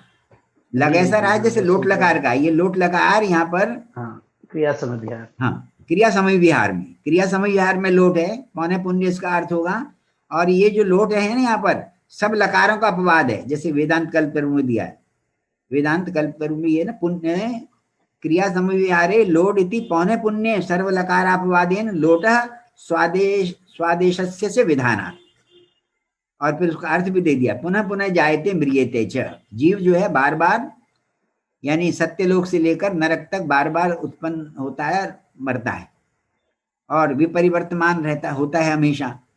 और फिर ये संसार सागर, जिसके ये टाइम की बात करिए पहले, अवांतर सर्ग समय में संसार सागर जो है, उसकी उर्मियों से, उनकी लहरों से, अनिशम माने लगातार, नियमानम इधर उधर ले जाया जाता है पुरुष। यानी वो जैसे मानो लहरों में थपेड़े खा रहा हो। तापत्रय परितम आत्मानम, तीनों प्रकार के दुखों से अपने आप को, आत्मानम च जीवलोकम च अवलोक्य, अपने आप को और जीवलोक सबको देख करके, अस्मिन संसार मंडले, इस संसार मंडल में, इस संसार में, अनित्याशुचि दुखात्मकम प्रसंख्यानम, वैसे उपावर्तते, यहाँ पर मैंने रीडिंग ये देखी है, अनित्य अशुचि दुखात्मतया, ये सब अनित्य हैं, ये सब अशुचि हैं, ये सब दुखात्मक हैं, ऐसा देख करके इस कारण से प्रसंख्यानम उपावर्तते, उसको प्रसंख्यान माने उस प्रकार का रिफ्लेक्शन उस आता है, उसको होता है। किसको होता है वो पहले बता दिया। अस्य पुरुष धौरेयस्य, जो श्रेष्ठ पुरुष अनुभव उपपत्तिभ्याम, जो अनुभव और उपपत्ति से युक्ति से इस पूरे संसार को, इस पूरे जगत को, प्रपंच को अच्छी तरह से निरूपण करता है, इसका मंथन करता है, इसको देखता है, इसको समझता है, इसके ऊपर चिंतन करता है, उसको ऐसा प्रसंख्यान होता है। प्रसंख्यान का मतलब कि ये सब अनित्य है, ये सब अशुचि है, ये सब दुखात्मक है। और जब वो इस प्रकार के प्रसंख्यान से, इस प्रकार के रिफ्लेक्शन से, इस प्रकार के चिंतन से, ततो अस्य एतादृशान नित्यानित्य वस्तु विवेक लक्षणात् प्रसंख्यानात्, ऐसे इस रिफ्लेक्शन से, ऐसे इस चिंतन से, एतादृशात् नित्यानित्य वस्तु विवेक लक्षणात्, जिसमें नित्यानित्य वस्तु विवेक होता है, नित्यानित्य वस्तु के विवेक से, नित्यानित्य वस्तु विवेक स्वरूप है जिसका, ऐसा प्रसंख्यान, ऐसा चिंतन, और फिर उस प्रसंख्यान से, उस रिफ्लेक्शन से, उस चिंतन से उसको यह मूत्रार्थ भोग विरागो भक्ति, उसको वैराग्य होता है, यहाँ के अर्थों में भी और अमूत्र फलों में भी। सांसारिक और पारलौकिक फलों के भोग से उसको वैराग्य हो जाता है। यह मूत्रार्थ भोग विरागो भवति। अब अर्थ का अर्थ बता रहे हैं ये। अर्थते प्रार्थते इत्यर्थ फलमिति यावत्। अर्थ का मतलब यहाँ फल है, ऐहिक फल और पारलौकिक फल के भोग में उसको वैराग्य हो जाता है।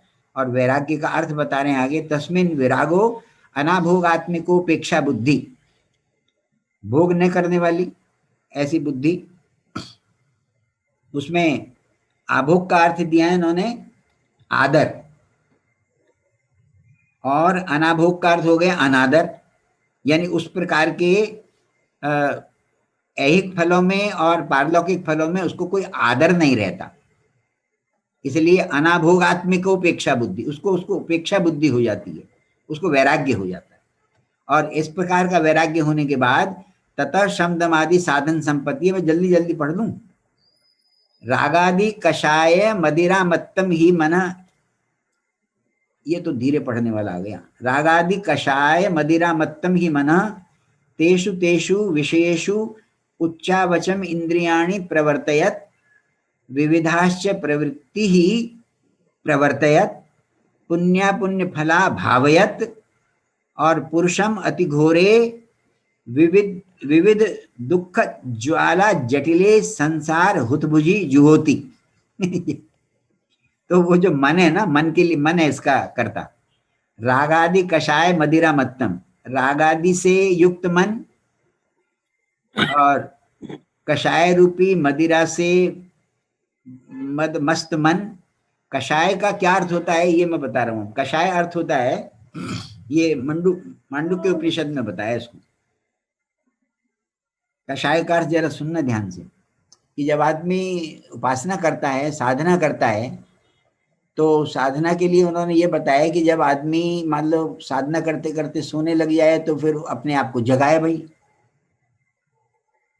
अपने आप का बोधन करे कि वो सो रहा है, तो जरा सिर हिला हिलू करके और आराम से अपने आप को संबोधित करे। और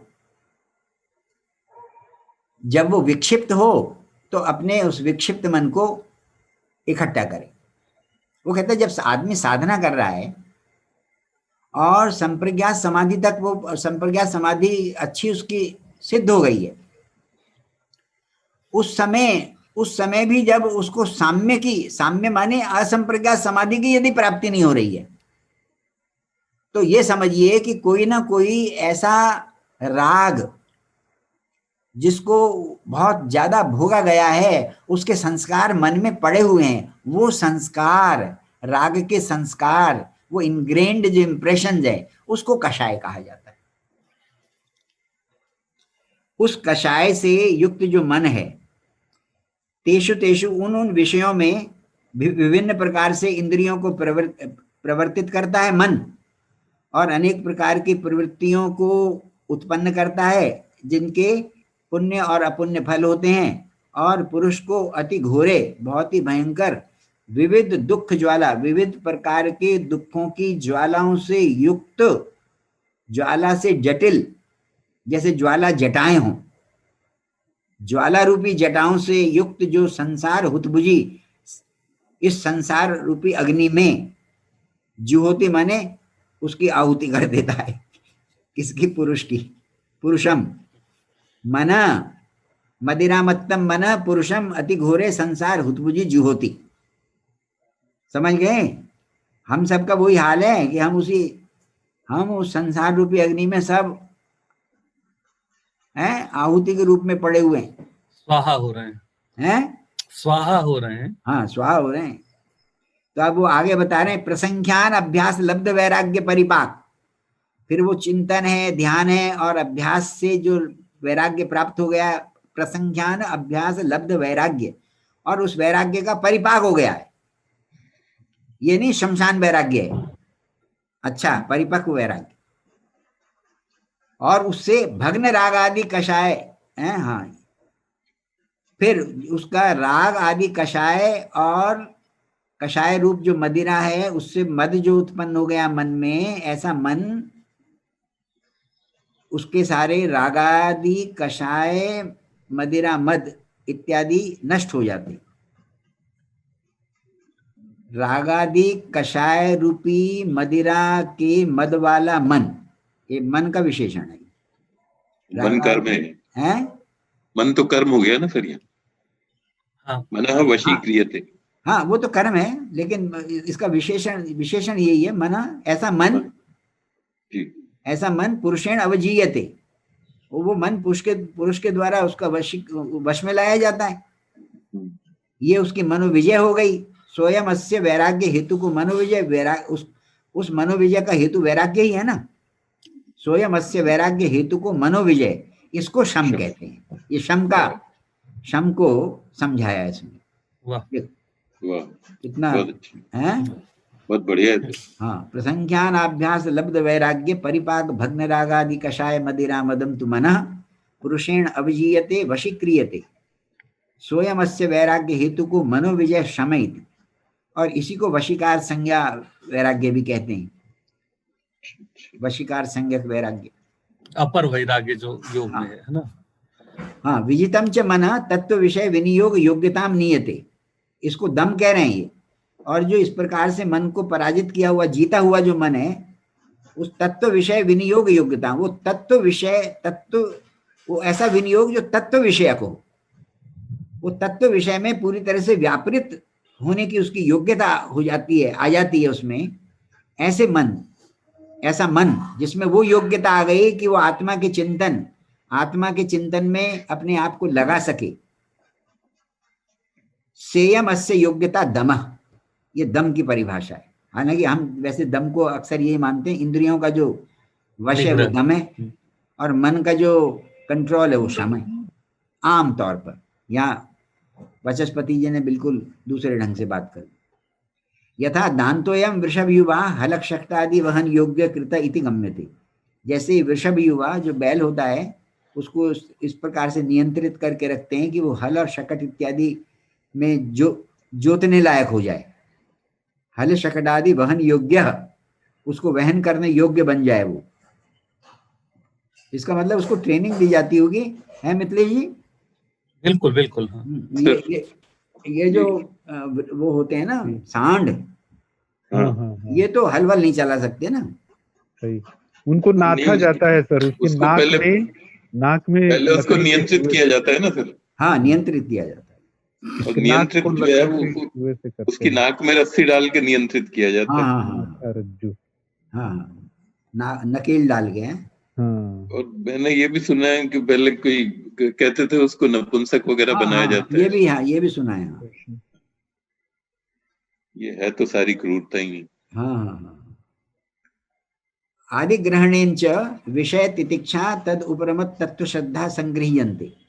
आदि ग्रहण से जो उसमें आया था ना, आदि का शम दम आदि, हाँ समदम आदि इत्यादि में, उससे विषय तितिक्षा तदुप, विषय को सहन करना, ये भी होते हैं ना, सहन करना, दोनों प्रकार के विषय हो सकते हैं ना, दुख वाले भी सुख वाले भी, सुख वालों को भी सहन करना बड़ा मुश्किल होता है।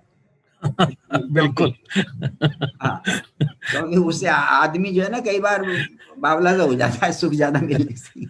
अति हर्षो न कर्तव्य। हर्षामर्ष भयोद्वेगै मुक्तो यः सचमे प्रिय।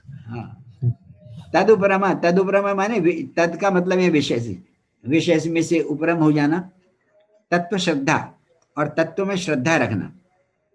और यहाँ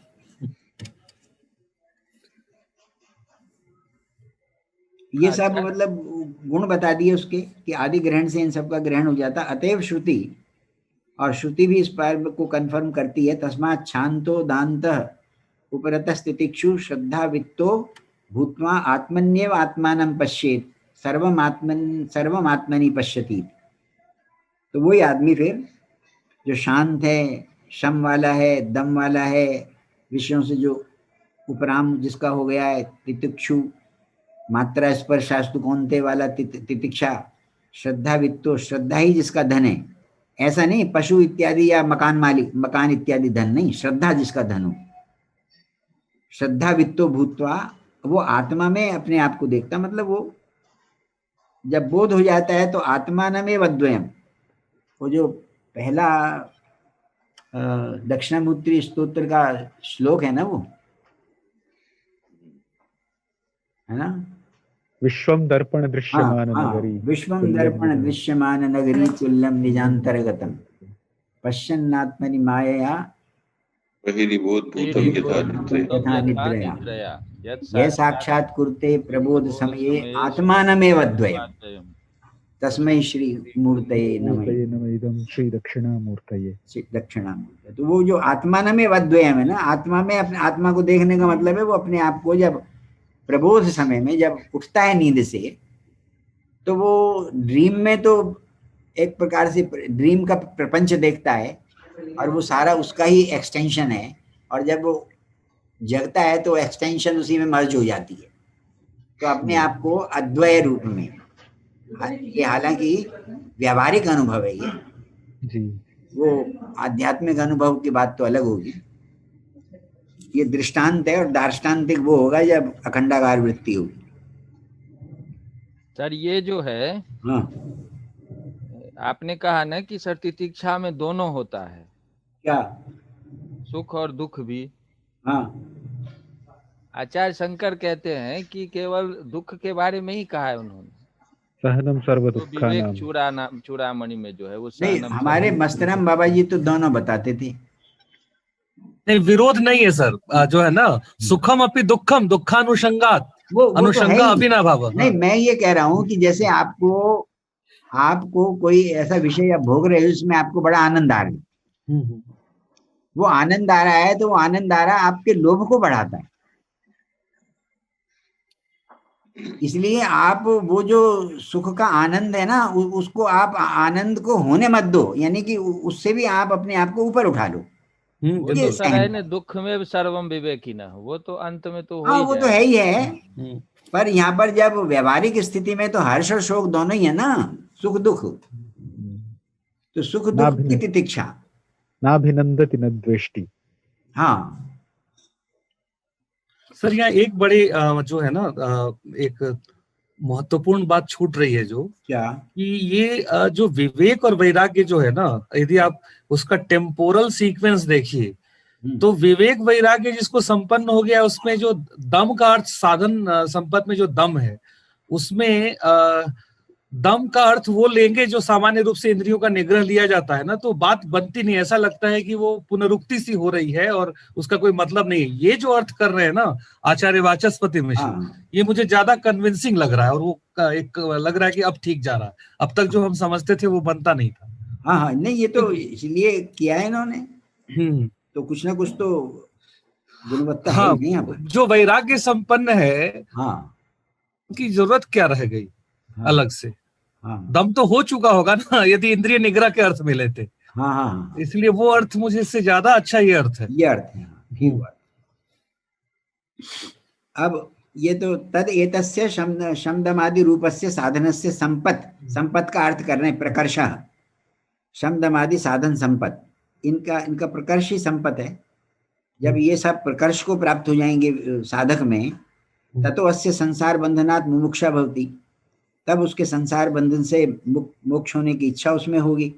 तभी ये चौथा दे दिया, मुमुक्षुत्वम च तस्य च नित्य शुद्ध मुक्त सत्य स्वभाव ब्रह्म ज्ञानम मोक्षस्य कारणम इत्युपश्रुत्य तज्जिज्ञासा भवति धर्म जिज्ञासाया प्राग ऊर्ध्वं च तस्मात् तेषामेव आनन्तर्यं न धर्म जिज्ञासाया इत्याह। तेषु ही सत्सु, भाष्य में, तेषु ही सत्सु प्रागपि धर्म जिज्ञासाया ऊर्ध्वं च शक्यते ब्रह्म जिज्ञासितुं ज्ञातुं च न विपर्यय। न विपर्यय माने जब तक ये साधन संपत्ति नहीं होगी तब तक ब्रह्म जिज्ञासा नहीं होगी। ब्रह्म जिज्ञासितुम माने ब्रह्म की जिज्ञासा और ब्रह्म का ज्ञान दोनों, इसलिए ज्ञातुम भी कह दिया आगे। न केवलम ब्रह्म विचार्यतुम अभी ज्ञातुम अपि। और धर्म जिज्ञासा के पहले भी हो सकती है वो ब्रह्म जिज्ञासा, और धर्म जिज्ञासा के बाद भी हो सकती है। पर न विपर्य का अर्थ यह है कि साधन संपत्ति के अभाव में नहीं हो। तो ये यहां पर तेषामेव आनंतर्यम, तस्मात् तेषामेव आनंतर्यम न धर्म जिज्ञासाया। तो तेषाम का मतलब यही है कि जो साधन संपत्ति है इनके लिए कह रहे हैं, इसके अनंतर ही ब्रह्म जिज्ञासा होगी, धर्म जिज्ञासा के अनंतर नहीं। तो यहाँ पर यहाँ तक ये आपका अर्थ शब्द का आनंतर्य यहाँ निर्णित हुआ है। न केवलम जिज्ञासा मात्रम अपितु ज्ञानम अपि, इसलिए कहा ज्ञातुम च उपसंहरति। तस्मात् अथ शब्देन यथोक्त साधन संपत्त्यानंतर्यम उपदिश्यते। इसलिए अथ शब्द से जैसे साधन संपत्ति की बात की गई है उसके अनंतर ब्रह्म जिज्ञासा का उपदेश किया गया है, यानी कि उसका यहाँ पर विधान ही किया गया है, क्योंकि आगे वो ब्रह्म जिज्ञासा का अर्थ कर्तव्य लगा करके विधि मान रहे हैं। अतः इसका अर्थ ये हम लोग अब समझ सकते हैं कि धर्म और ब्रह्म जो वेद के दो मुख्य अर्थ हैं वो नितांत विविक्त हैं, मतलब उनका कोई ऐसा अनिवार्य संबंध नहीं है, ऐसा वेदांत मानता है। हाँ, धर्म और ब्रह्म नहीं, अनिवार्य संबंध इस रूप में तो है ना कि वो सर्वापेक्षा अशुभ जो सूत्र आता है उसमें उसकी वो जो जब तक आप संन्यास नहीं लेते हो तब तक तो आपको वो शास्त्र के अनुसार कर्म करने पड़ेंगे ना। ठीक ठीक। पर जब कर्म करेंगे तो उनको आप निष्काम भाव से करो, ये वेदांत शास्त्र कहता है। ठीक। और जब आप उनको निष्काम यानी ज्योतिषों में यजे स्वर्ग काम भी, स्वर्ग की कामना से न करते हुए फल की इच्छा के बिना किया जाए तो वो आपके अंतःकरण को शुद्ध करेगा, फल रहित निष्काम भाव से। तो इसलिए जब तक संन्यास नहीं है तब तक आपको शास्त्र के अनुसार कर्म करने ही चाहिए। उपसंहरति, अच्छा, क्रम प्राप्तम अतः शब्दम व्याचष्टे। अब अतः शब्द को की व्याख्या कर रहे हैं। अतः शब्दो हेत्वर्थः, अतः शब्द का अर्थ हेतु है। अतः शब्दो हेत्वर्थः यस्मात् वेद एव अग्निहोत्रादीनां श्रेय साधनानां नित्य फलताम अनित्य फलताम दर्शयति। वेद ही अग्निहोत्र इत्यादि जो कल्याण के साधन हैं इनकी अनित्य फलता, ये अनित्य फल वाले हैं ऐसा श्रुति वेद ही बताता है।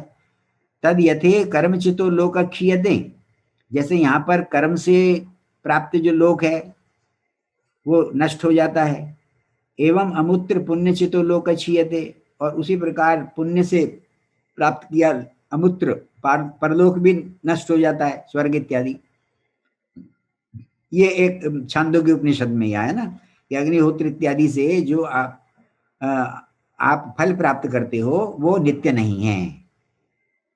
और ये तो अनित्यता बता दी, और साथ में ये भी बता दिया कि तथा ब्रह्म विज्ञानादपि परम पुरुषार्थम दर्शयति, और वही श्रुति वही वेद ब्रह्म विज्ञान से परम पुरुषार्थ की को भी बताता है, ब्रह्मविद आपनोति परम इत्यादि। ठीक हो गई। अब इस पर भामतीकार की बात देखिएगा आप।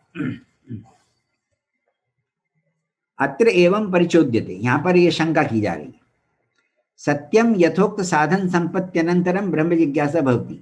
ये ठीक है कि जैसा जैसा साधन संपत्ति कही गई है उसके अनंतर ही ब्रह्म जिज्ञासा होती है। स तु अनुपन्ना, वह ब्रह्म जिज्ञासा युक्ति संगत नहीं है। सैव तु अनुपन्ना, यहाँ मूत्र फलोपभोग विरागस्य अनुपत्ति, क्योंकि ऐहिक फल और पारलौकिक फल के उपभोग से वैराग्य हो ही नहीं सकता। वैराग्य हो ही नहीं सकता, इसलिए ब्रह्म जिज्ञासा अनुपन्न है। जब हो ही नहीं सकता वैराग्य, तो संपत्ति होगी नहीं, तो ब्रह्म जिज्ञासा होगी नहीं। अब ये इस बात को समझा रहे हैं और बड़े अच्छे ढंग से समझाया। ये अनुकूल वेदनीयम ही फलम, फल जो अच्छा फल होता है वो अनुकूल वेदनीय है। इष्ट लक्षणत्वाद फलस्य, क्योंकि फल हमेशा उसका इच्छा के कारण ही हम उसको प्राप्त करते हैं। स्वर्ग इत्यादि या पशु इत्यादि जो फलम को वैदिक कर्मों से होते हैं वो अनुकूल वेदनीय हैं। इष्ट लक्षणत्वाद फलस्य, क्योंकि फल को प्राप्त करने की इच्छा से ही हम उन कर्मों को करते हैं। न च अनुराग हेतु अस्य वैराग्यम भवितुम अर्हति, क्योंकि वो तो अनुराग का हेतु है,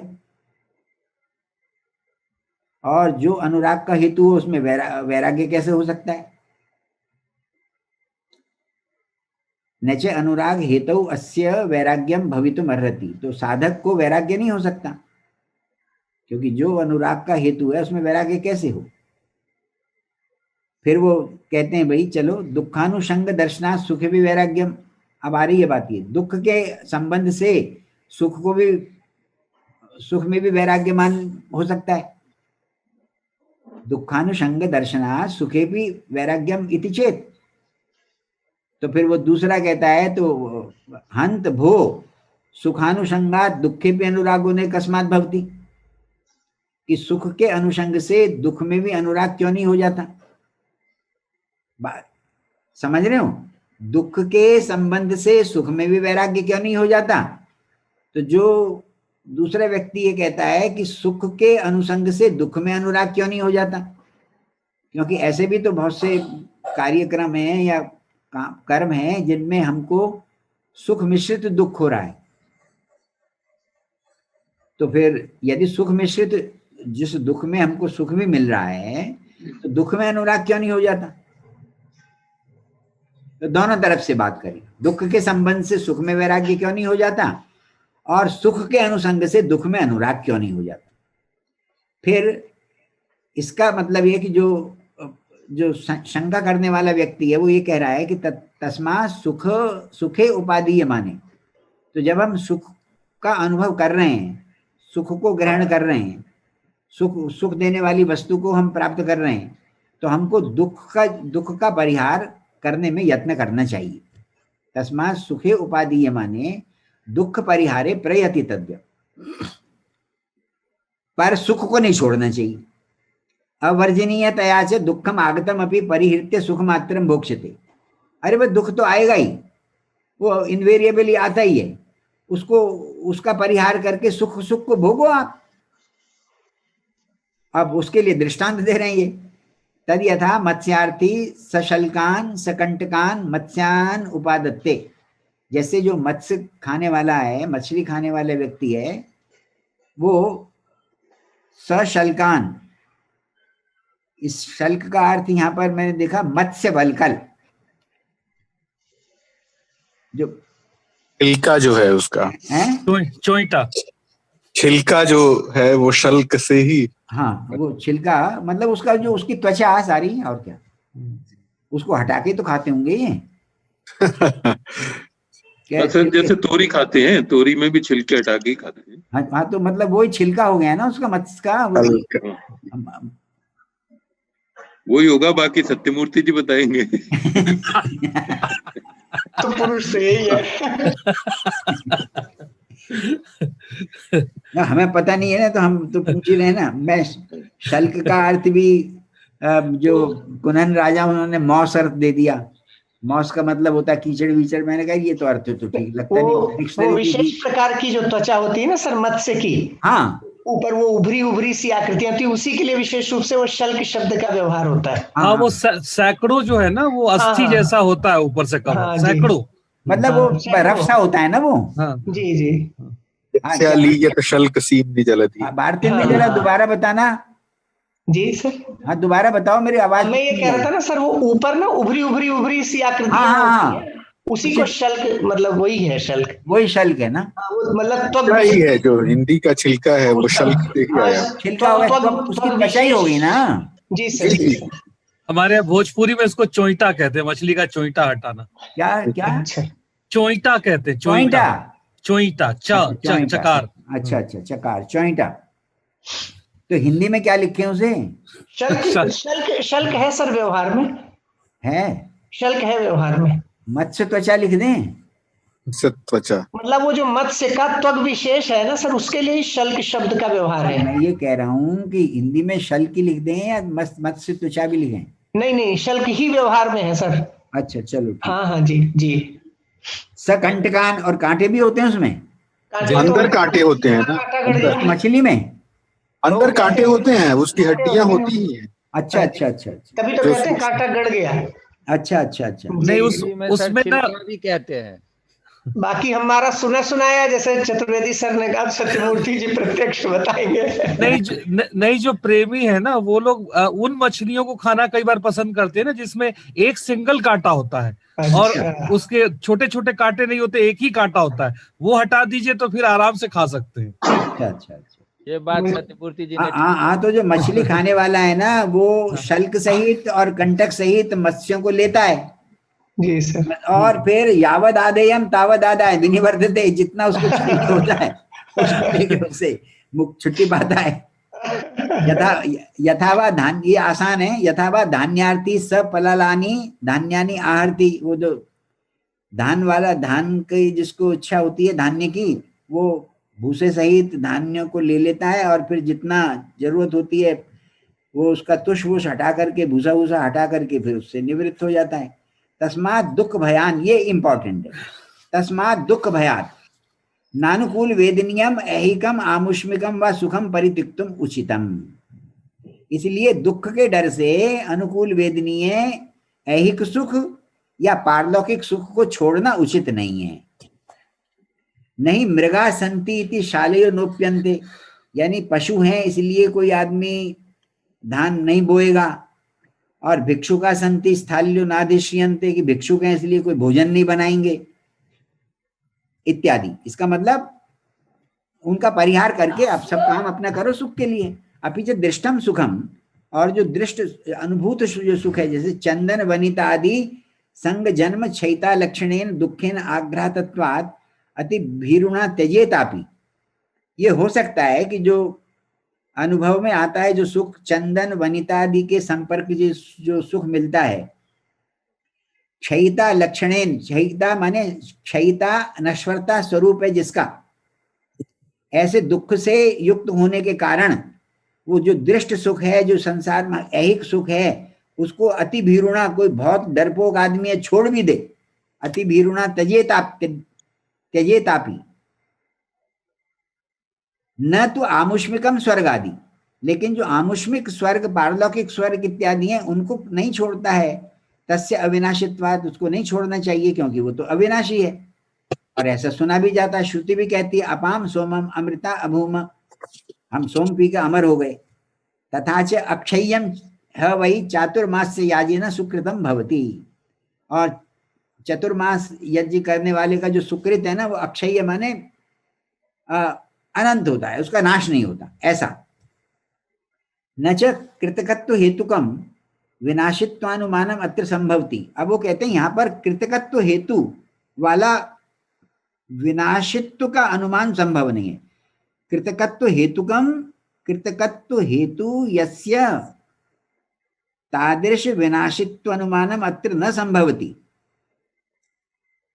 जैसे ये कहते हैं कि यत् कृतकम तद अनित्यम, ये जो अनुमान है, क्योंकि हम जो स्वर्ग इत्यादि को प्राप्त करते हैं तो वो ज्योतिषोम याग करके प्राप्त कर रहे हैं इत्यादि।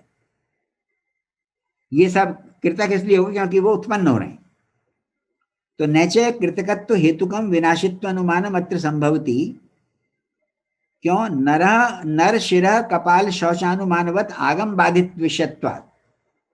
क्योंकि नर शिरः कपाल शौचानुमानवत, ये नर शिर कपाल शौच है, इसका जो अनुमान है वो आगम बाधित है। इसी प्रकार से वो जो कृतकत्व हेतु जो विनाशित्व अनुमान है वो आगम बाधित नहीं है। न च आ रहा है ना पहले, न च। कैसे? जैसे मैं पहले ये बता देता हूं, नर शिरः कपाल शौचानुमानवत आगम बाधित विषयत्वात् न। ये है एक नर कपालम शुचि, ये अनुमान है, ये दिया भी हुआ नीचे। नर कपालम शुचि प्राण्यंगत्वात् शंखवत। नर कपालम शुचि प्राण्यंगत्वात् शंखवत। नर कपाल पवित्र होता है, यानी जो मृत व्यक्ति का कपाल की बात हो रही है। नर कपालम शुचि, क्यों शुचि है? प्राणी के अंग होने के कारण। जैसे शंख भी प्राणी का ही अंग है ना। शंख को जैसे शंख दृष्टांत हो गया, जैसे शंख प्राणी का अंग होने के कारण पवित्र माना जाता है, ऐसे नर कपाल को भी पवित्र माना जाना चाहिए प्राणी का अंग होने के कारण। लेकिन ये जो अनुमान है नर कपाल की शुचिता वाला जो अनुमान है वो आगम बाधित है, क्योंकि आगम में एक और भी आता है कि नारम अस्थिम स्पृष्ट्वा सस्नेहम सवासा जलम आविशेत। नारम अस्थि स्पृष्ट्वा, जो मनुष्य की अस्थि को छू लेता है यदि कोई, तो उसको पवित्र होने के लिए सस्नेहम, सस्नेहम से मैं यार समझता हूं कि जो हड्डी है ना मनुष्य की, हो सकता है उसमें वसा इत्यादि लगा हुआ हो और उससे हमारा हाथ सन जाता है, उस के कारण जो हम अपवित्र होते हैं, तो वहां पर शास्त्र ये कहता है कि वस्त्र सहित हमको जल में प्रवेश करना चाहिए। ये प्रायश्चित हो गया ना एक प्रकार से शुचिता करने के लिए। नारम अस्थि, अस्थि नपुंसकलिंग है इसलिए नारम अस्थि, नारम अस्थि स्पृष्ट्वा सस्नेहम सवासा जलम आविशेत। तो इस आगम से ये नर कपालम शुचि प्राण्यंगत्वा शंखवत ये अनुमान बाधित हो गया। सस्नेहम का तात्पर्य ये तो नहीं है कि अभ्यंग सहित, यानी नहीं तेल लगा करके। सस्नेह का ये बताया कि जो वसा इत्यादि लगी होती है ना उसमें, अच्छा, उसके साथ या कोई जैसे ब्लड वगैरह भी लगा, उसका उपलक्षण है ये जी। उससे यदि सन गया हाथ बात, वो उसके साथ ही नहा ले। उसके साथ ही नहाए, तो उसको अलग धो लें और पूरा ही हो जाए वो प्रवेश जल में, कपड़े सहित। कपड़े भी तो गंदे हो सकते हैं ना। सचैल स्नान कहते हैं ना, सचैल स्नान। मुझे लग रहा है वो सस्नेहम अस्थि स्पृष्ट्वा है ना। हाँ सस्नेहम, सस्नेहम, और सस्नेहम अस्थि का विशेषण है। हाँ, उसका विशेषण है, तो स्पृश का कर्म है बलराम जी उधर। अच्छा, मैंने सोचा क्रिया विशेषण है। ना नहीं, क्रिया विशेषण नहीं। अच्छा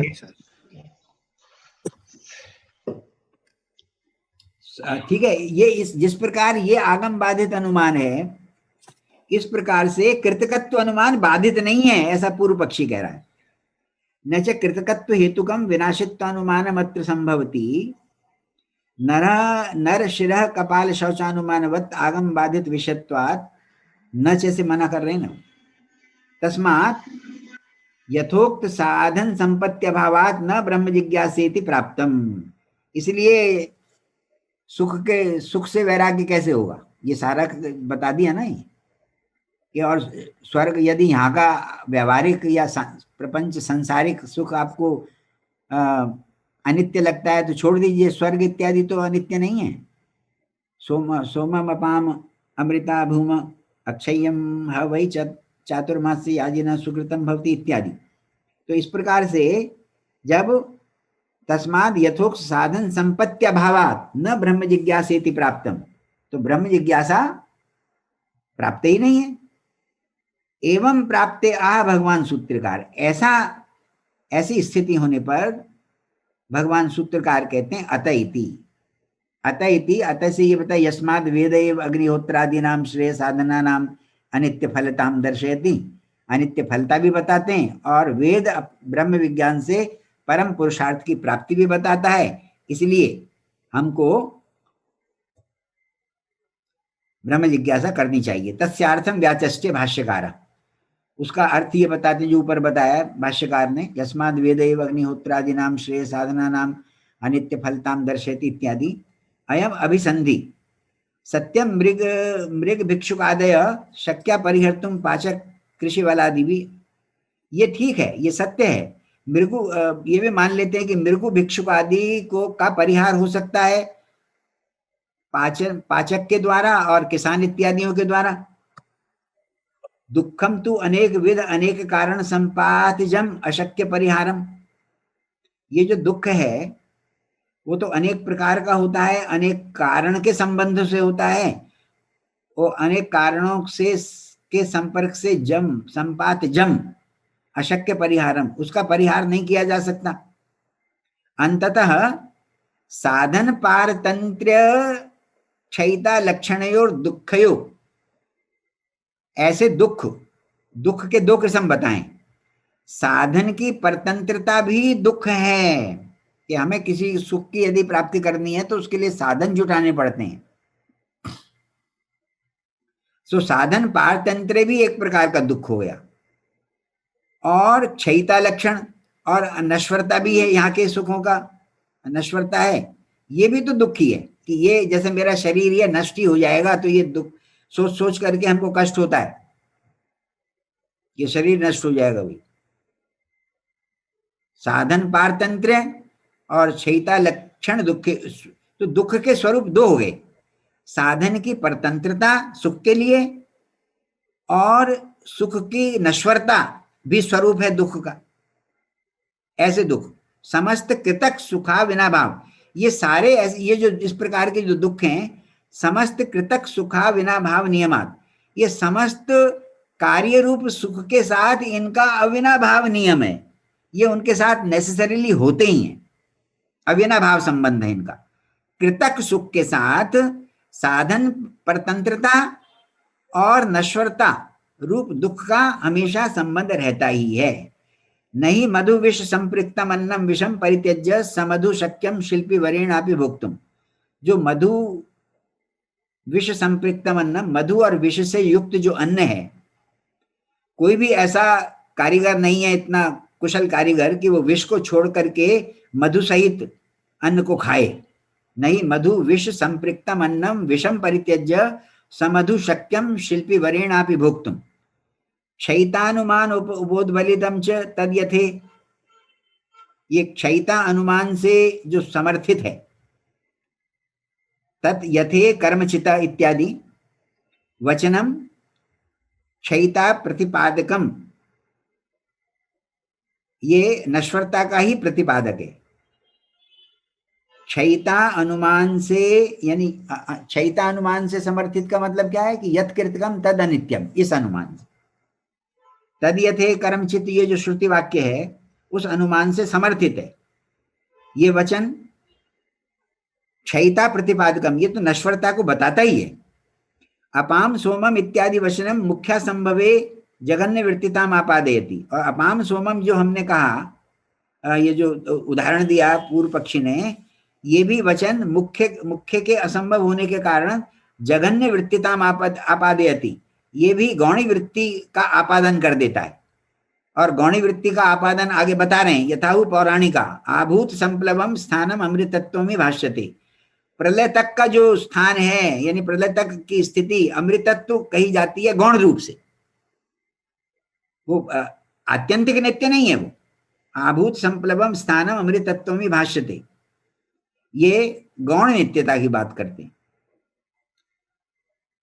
अत्र च ब्रह्मपदेन तत्प्रमाणम वेद उपस्थापित, और यहाँ पर अत्र शब्द है सूत्र में जो ब्रह्मपद है उससे वेद का उपस्थापन किया गया है।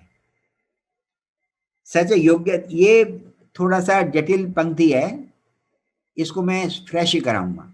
ये अत्र से सूत्र क्यों लिया जा रहा है, यहीं पर मैं विराम लेता हूं।